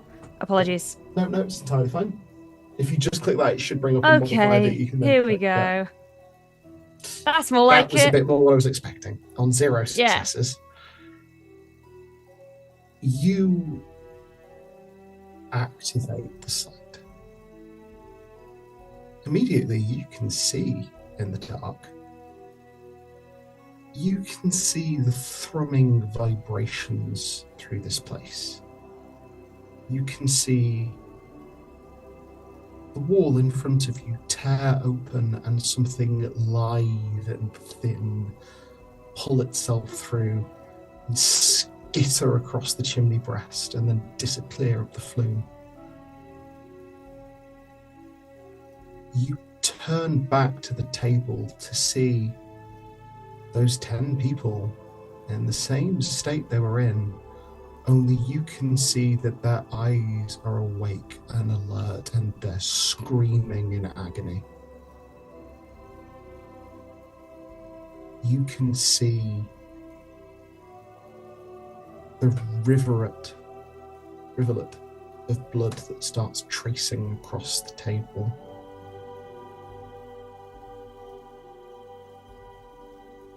L I L Y I S D E A D.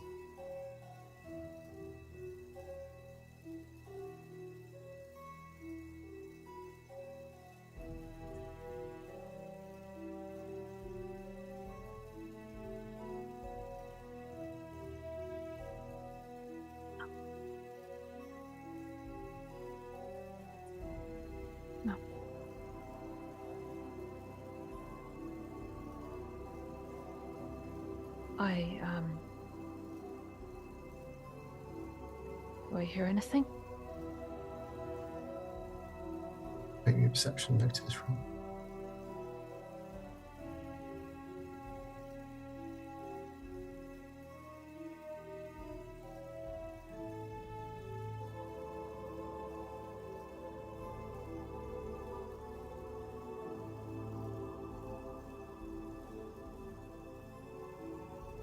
$14.3.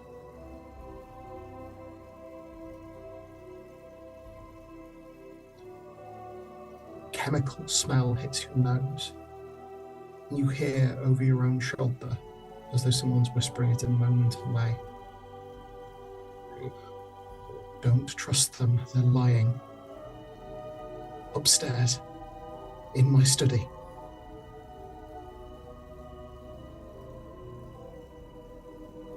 Is it the same voice I heard before? No. It's a different voice. Please. I can't. God! No! And you hear as she hisses in pain, being pulled away somewhere above you. I get the attention of the others. I say, we need to go up to the study. Quickly. I think she's here. I think she's here and she needs our help. We need to go to her study. I mean, I thought my mother was here, to be fair. They pulled her away from me. They're trying to silence her, I think. What? And you can see Oliviera grappling with this. And she really doesn't want to say it. I think this one is real. Where's Olivia positioned at the moment? Oliviera stood not far from the drinks cabinet. She's actually in front of the chimney breast. So not far from it. Does she still have her glasses on? In the dark, would she? Slightly lowered. I would say make me a perception notice roll if you want to notice what her eyes are doing. Well, I mean, when she's saying this, she's drawing attention to herself, and the first thing I'm going to want to do is look at her eyes, because she's expressing something that I haven't heard her do before. As a character, she's so certain and assertive and knows things. So you would look in the eye to see if you can understand that uncertainty and go, WTF. Yeah, I'm going to do the same. Yeah.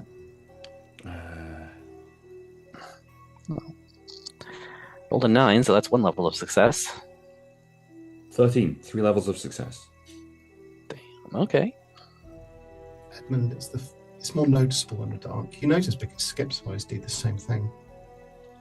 The back of the Ragnar is reflecting a silvery grey above her lowered glasses. She looks certain. She looks sorry. So she looks. She looks certain.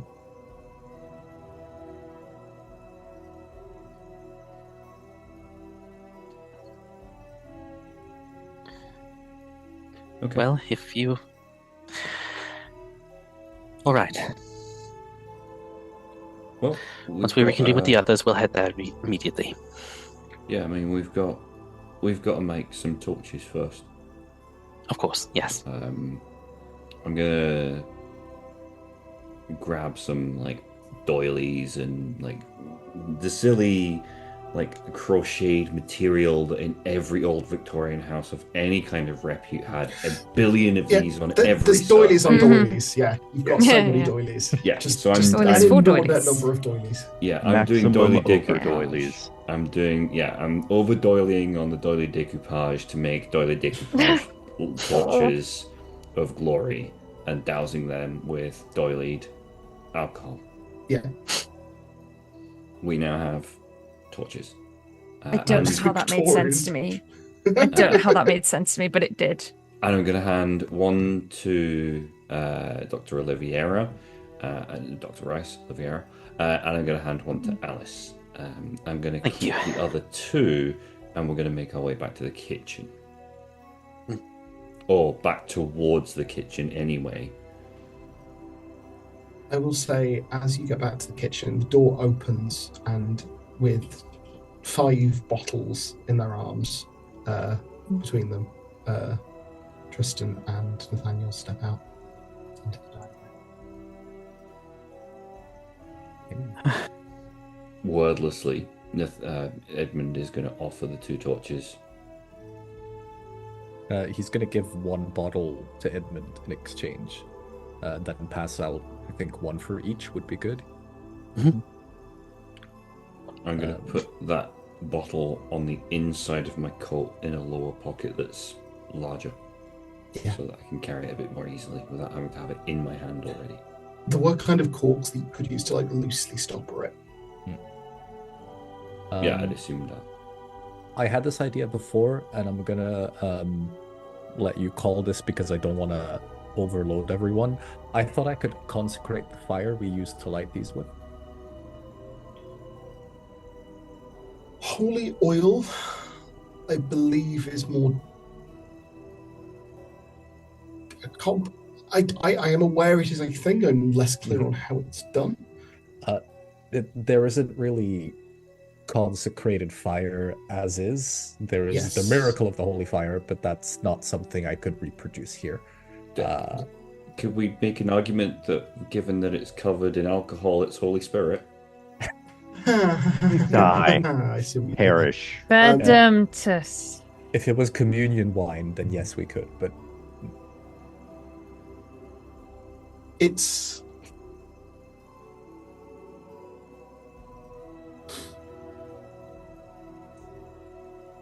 make me a willpower roll. You may add your faith bonus.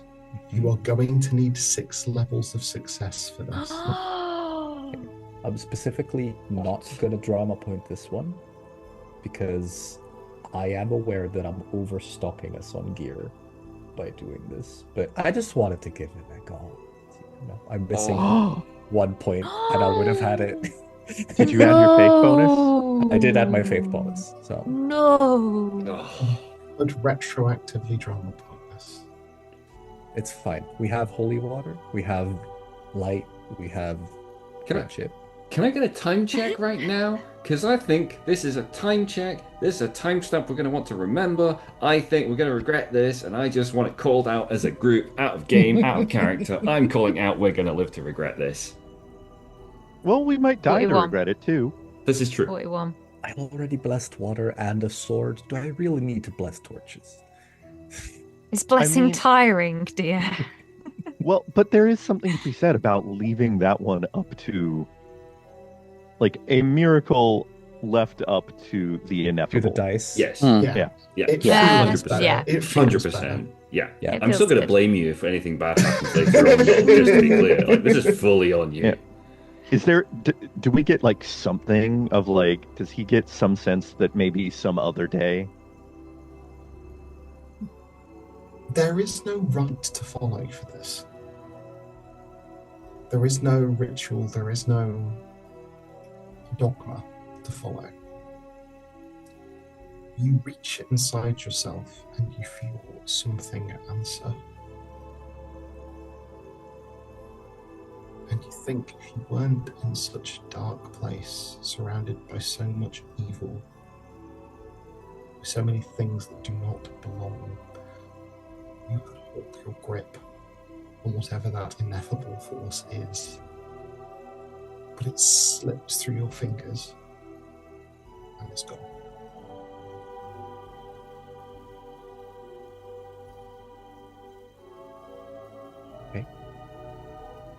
Then I'm just going to light the torches.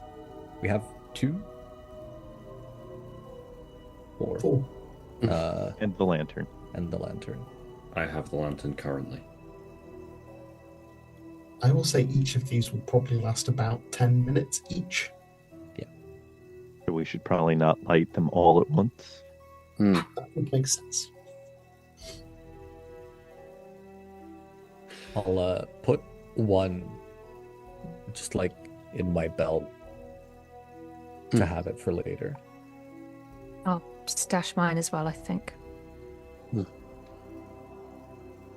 I'm not normally one for wanton destruction, but on this occasion, why don't we just torch the place? We'll save that for after we can leave. Regrets. Yeah. Fair enough.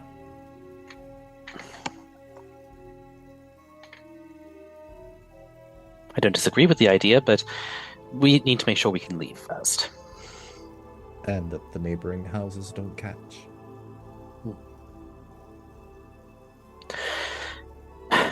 But we won't get anywhere standing around, so I suggest we move. Dr. Bryce, you mentioned the study? Yes. Oliviera is heading towards the stairs, to where the study would be. Edmund is going to pick up Skip so that Skip doesn't have to go up the stairs by this because he's a small dog and it would be a little. Yeah, Dr. he's Hobbs. injured. Nathaniel is also gonna stop Oliviera by the stairs and please let me go first. Has Nathaniel seen her eyes yet? I'd say he And can he noticed perception before. notice Joel. Well, I I've think he may noticed. have done. I have You'd noticed hate that in the it. past. I can Okay. roll again. Her eyes are doing that thing again.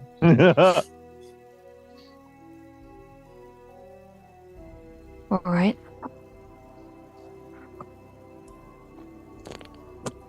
Sorry. After you. I'll trust you to watch my back. And he's gonna head up the stairs. You head up the stairs. Edmund, I'm going to call out to you. There is the study on the second floor. So not the floor you're going up to, the one above. There is also the ladies' drawing room on the top floor. It's the third floor beneath the attic. Okay. Oliviera, have you made it clear where it is you want to go? Study. Okay. And does Oliviera also know this is on the second floor as well, having looked at the floor plan? She's looked at the floor plan, so yeah. Okay, cool. In that case, I'm guessing we skip the first floor entirely and we head straight to the study. Nathaniel would stop on the first floor landing and just look and listen before continuing up. I think Oliviera would do that as well, actually. Sorry. Please make me a perception notice roll. Danger. Yeah, sure. So casual. Is the first floor where the window would have been, Xander? It is. Cool. Okay. Yay. That is just a 1 level. That's a 9. Oliviera hears something like whispering on just the edge of hearing coming from that room, down the hall, the dressing room off the master bedroom, where she would have seen people stood in the window. Nathaniel, there is a subtle breath of air against your skin and a creaking of the wood around you. You feel the floorboards of the stairs shift ever so slightly beneath your feet. And then again. A moment later, shifting. And then again. You get the strangest sensation that the house is breathing, beating like an organ.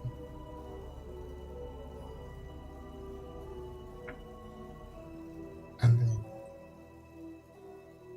you hear the creak of the footsteps across the landing in front of you. It's only because it's so ever so slightly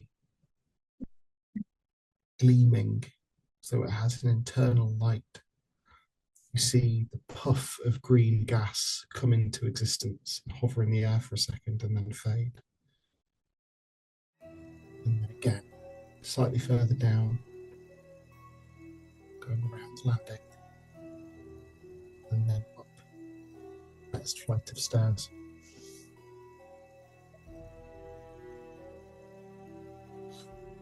Am I the only one seeing this? Unless you point it out to anyone.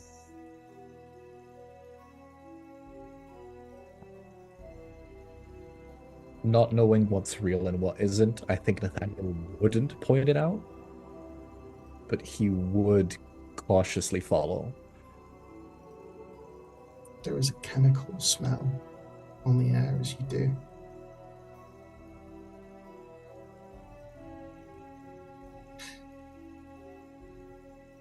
You hear scratching in the walls as you go up to the next flight of stairs. You reach the next landing. On the map, the study is around, all the way around the landing, through the library, and then there's an internal door.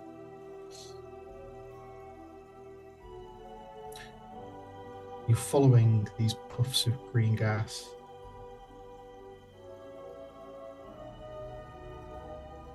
So they lead you to the master bedroom. This on the next floor up, on the second floor, or is So this is on the first floor up still. Okay. So we're following just so I'm understanding, Nathaniel's following this puff of green gas around the floor that's below the floor we need to get to. Yes, and it's now stopped outside a bedroom. Is that correct? It seems to have billowed against the sort of door of this room. Okay, that's fine. It's not gone up straight the steps. It's gone up to the steps, but not gone up the steps. Okay. So it kind of looked like it was going through that door. Correct. Nathaniel's going to place a hand on that door and then turn to the rest of the group and whisper, Something is leading me here, and I don't know if it's a good or a bad thing. Something? Like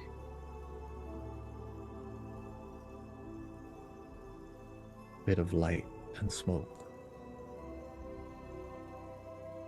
It's hard to explain. Right. I think we need to make sure we don't know what's going on. We've got to get a bit better at communicating.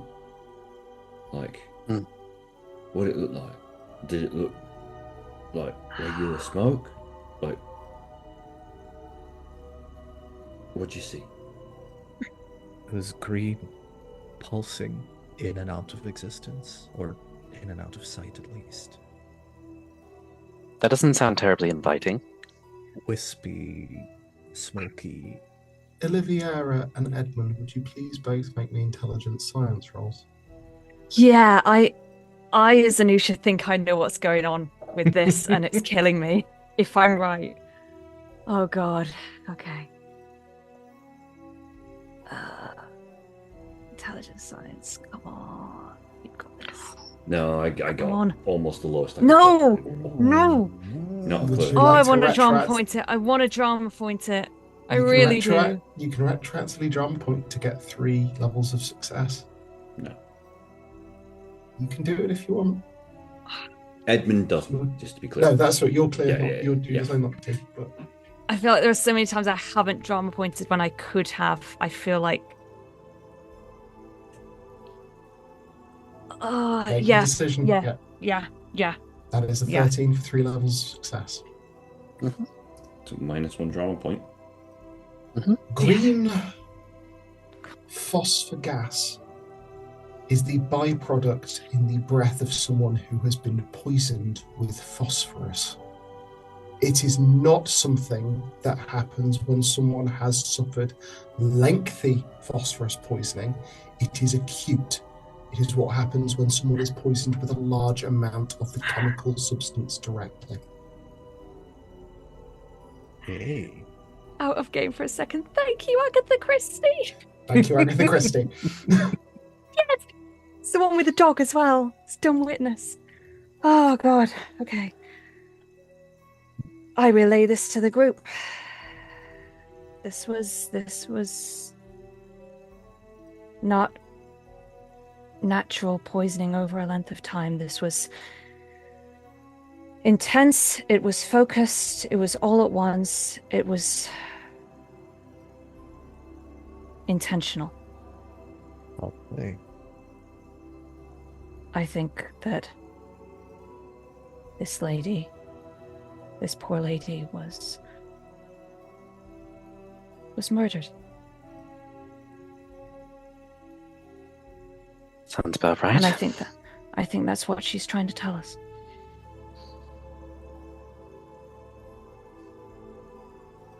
Well, if she's the one leading us. I think we need to follow. Understood.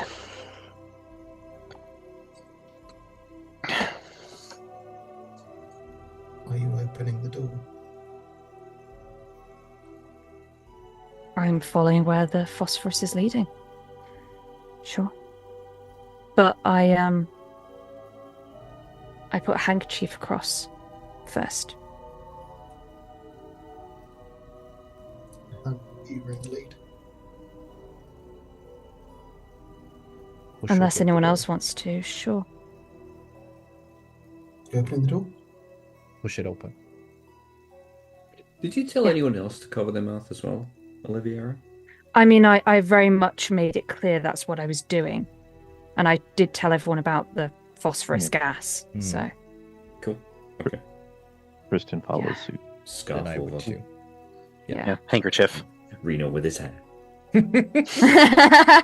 will make that a thing. I will make that a thing. You open the door. This is a master bedroom. There is a large four-poster bed in the center of the room. Impressed up against the far wall, at the back wall of the room. These people are not monsters.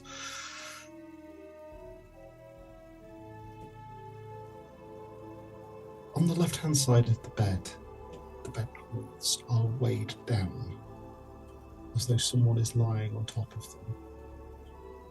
And you can see on the pillow greenish stains and a puff of this vapor erupts into the air.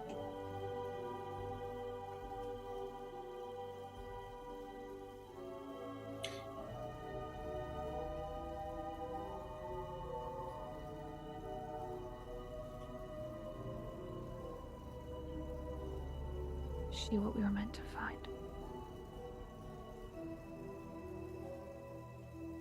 You hear the floorboards behind you in the hall creak. And a puff of the vapor leading towards the stairs going up.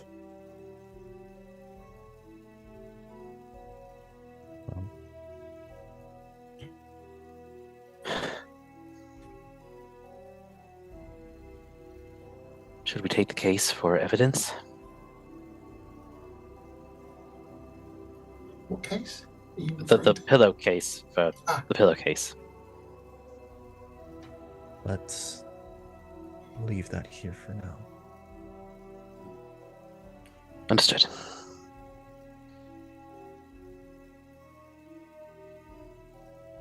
And then I mean, as far as Shall we Olivia is go? concerned, she's going to follow wherever this gas is leading.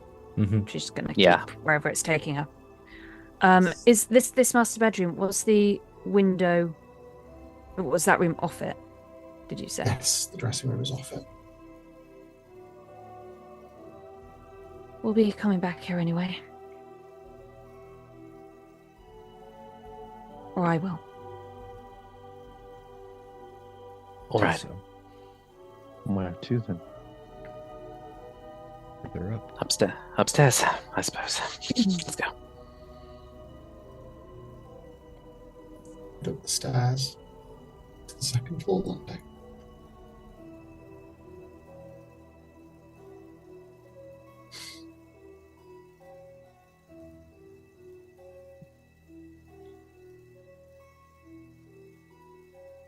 There is a study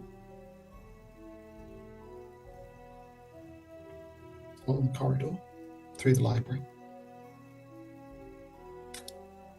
There is what appears to be effectively the laundry for the guest bedrooms on this floor, of which there are two. There is the ladies' drawing room. The puff of green gas heads towards the ladies' drawing room.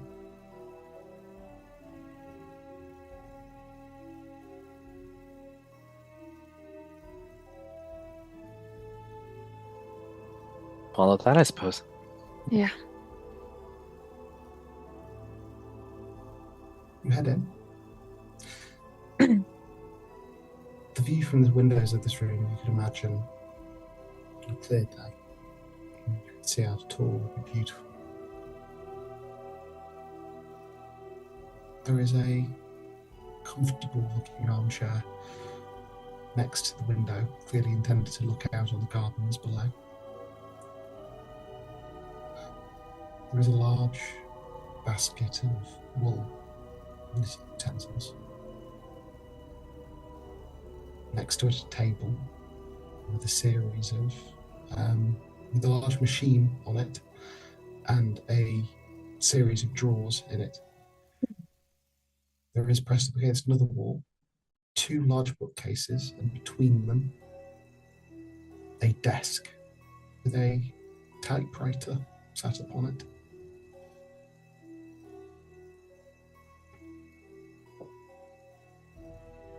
Is there paper in the typewriter? No. Is there any way to look at the ribbon of it? See what may have been typed? Is it that kind of typewriter? It is that kind of typewriter, but looking at it, it does look like it's a fresh ribbon. There is a puff of green gas in the centre of the room that just flutters against the ceiling. And again. And again. Anything remarkable about the ceiling? No, it literally just looks like the breath is rising. Okay.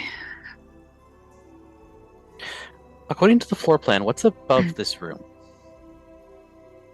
Above this room would be... Where am I? The attic, actually. There'd be an attic above this room. But it does just look like the breath is rising. It's been doing this up to this point. It's just... Oh, okay. Okay. I mean, she said study, so... But why would she lead us here, then? I'm going to make an intelligence roll, and if I roll high, I'm gonna do something. Just... That's not ominous in the slightest. I rolled really low. I have an idea, but Nathaniel wouldn't have that idea, so I'm very sorry. Oh, no. Should we give this room a cursory look? If she led us here, there must have been a reason, so... See if anything jumps out at us? Perhaps not literally. I roll occult, please. I want to run occultism intelligence, if I can. What was it you want to know? What is it each of you want to know? So, I just want to know what this place and its stuff is about. What creature is this house? What's happening with this space? Okay, and what about you? And is there anything I'm missing with the sight in my surroundings? I'm going to say at this point the sight's probably faded. Yeah. I just want to know how to end a seance that's gone wrong. I just want to know if I know the process, because it was the whole thing. The reason why I know the mimic is because my mom told me about seances. So, given that my mother gave me that information, I would like to roll occultism intelligence to see if I also know how to end it in the event that something goes horrifically wrong with it. Okay, I'm going to want occultism intelligence rolls from each of you. We'll get slightly different information, but you're both asking about not entirely dissimilar things. 14 with 3 levels. 11 for 2. 2 levels of success. Edmund. To end a seance, you give the spirit license to depart. If it doesn't, you tell it to depart. If that doesn't work, you get a priest and you have some form of exorcism. It doesn't necessarily need to be at very least in the Western tradition that you would be aware of. Oliviera, from what you understand of seances, of spiritualism, what is happening is beyond anything that should be. From what you saw before, and what the sight was seeming to tell you, the barrier between this world and the next, or others you are not sure, has been worn incredibly thin. Something must be maintaining that, is your instinct. This is an unnatural state of affairs. You are currently between this world and others. Something must be maintaining that. There must be some leverage. What is holding it in that state, you are not sure. But that is what you are able to intuit based on everything you've witnessed.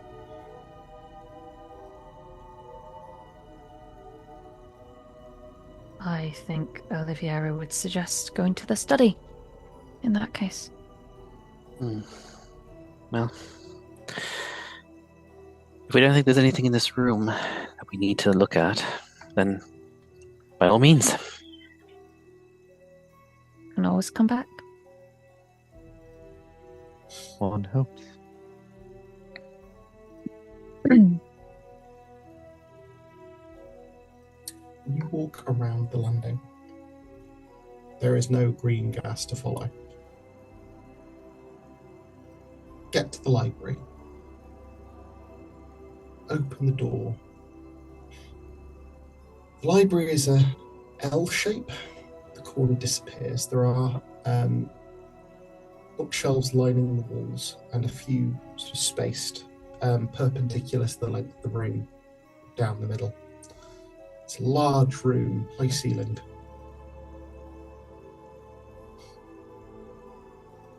You move through it to get to the study. The light arcing down each of the rows of books as you go. And then as you reach the end, the door to the study creaks open. There are bookshelves, a heavy oaken desk, facing into the room. A series of cabinets that are clearly intended to store paperwork, ledgers. A cigar case sits on the desk. A glass, cut crystal, whiskey bottle, and a small collection of glasses. The globe sits in the corner.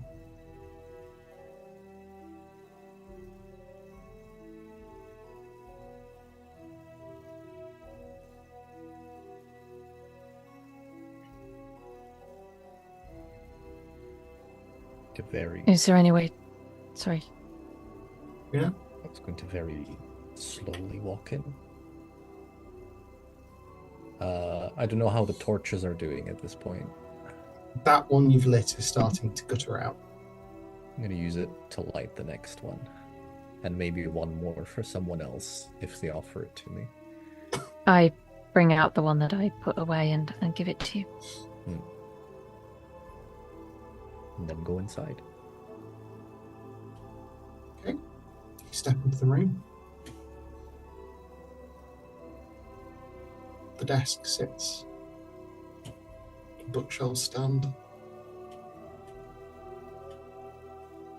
The globe sits unturning. What would you like to do? Search the place, I suppose. I'll make a perception notice roll to start looking around. Just seeing if there's anything that's like leaping out as something that could, I don't know, help end this whole nightmare. Going through the bookshelves, it's a collection of reference texts, atlases, some adventure novels. The cabinets seem to be filled with paperwork to do with the operation of Hilary Wright's various businesses. Nothing is striking you as particularly relevant to the situation. Can I inspect the desk, please? I think Tristan was going to say something first. Sorry, Sorry. Tristan goes over to fiddle with the globe.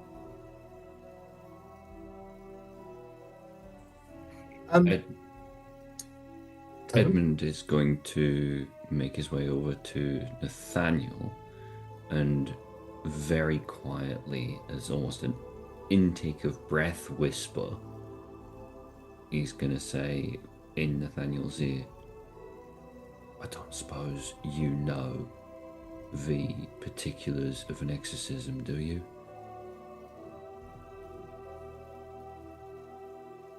I know the Psalms.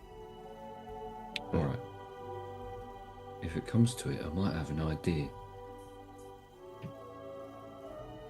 Okay. Sorry, Olivia, I was going to do something. I think Tristan was going to do something first, and then I'll get to Olivia. Tristan, you are fiddling with the globe. Would you please make me a either engineering intelligence roll or a dexterity crime roll?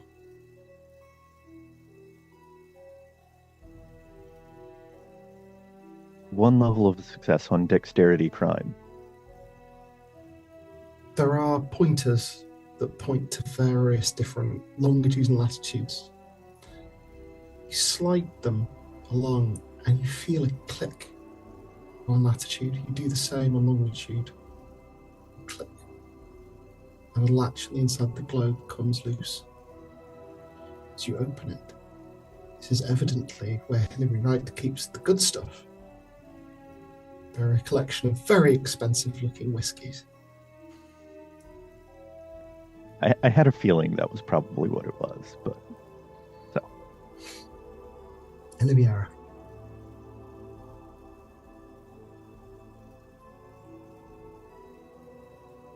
Burning 3 for the site. And I'd like to inspect the desk, please. Nothing, it looks like a mundane desk. You can still see that shivering pulse travelling through everything. Mm-hmm.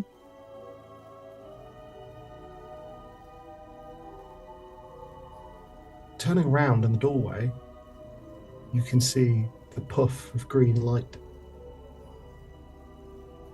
And outlined as it runs up her face, and around her hair, you can see the woman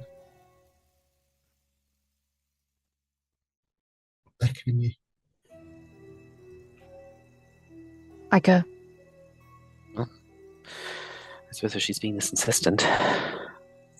You don't Can see other that. people see this? Yeah. No one else can see that. You can see the gas if you go to look in the direction Liviera is going. Liviera? Tristan follows. Not leaving anybody alone. Back through the landing, you're taken back to the room we were in before. The ladies' drawing room. The woman, as you can see this outline of gas around her face, sits at the chair in front of the typewriter.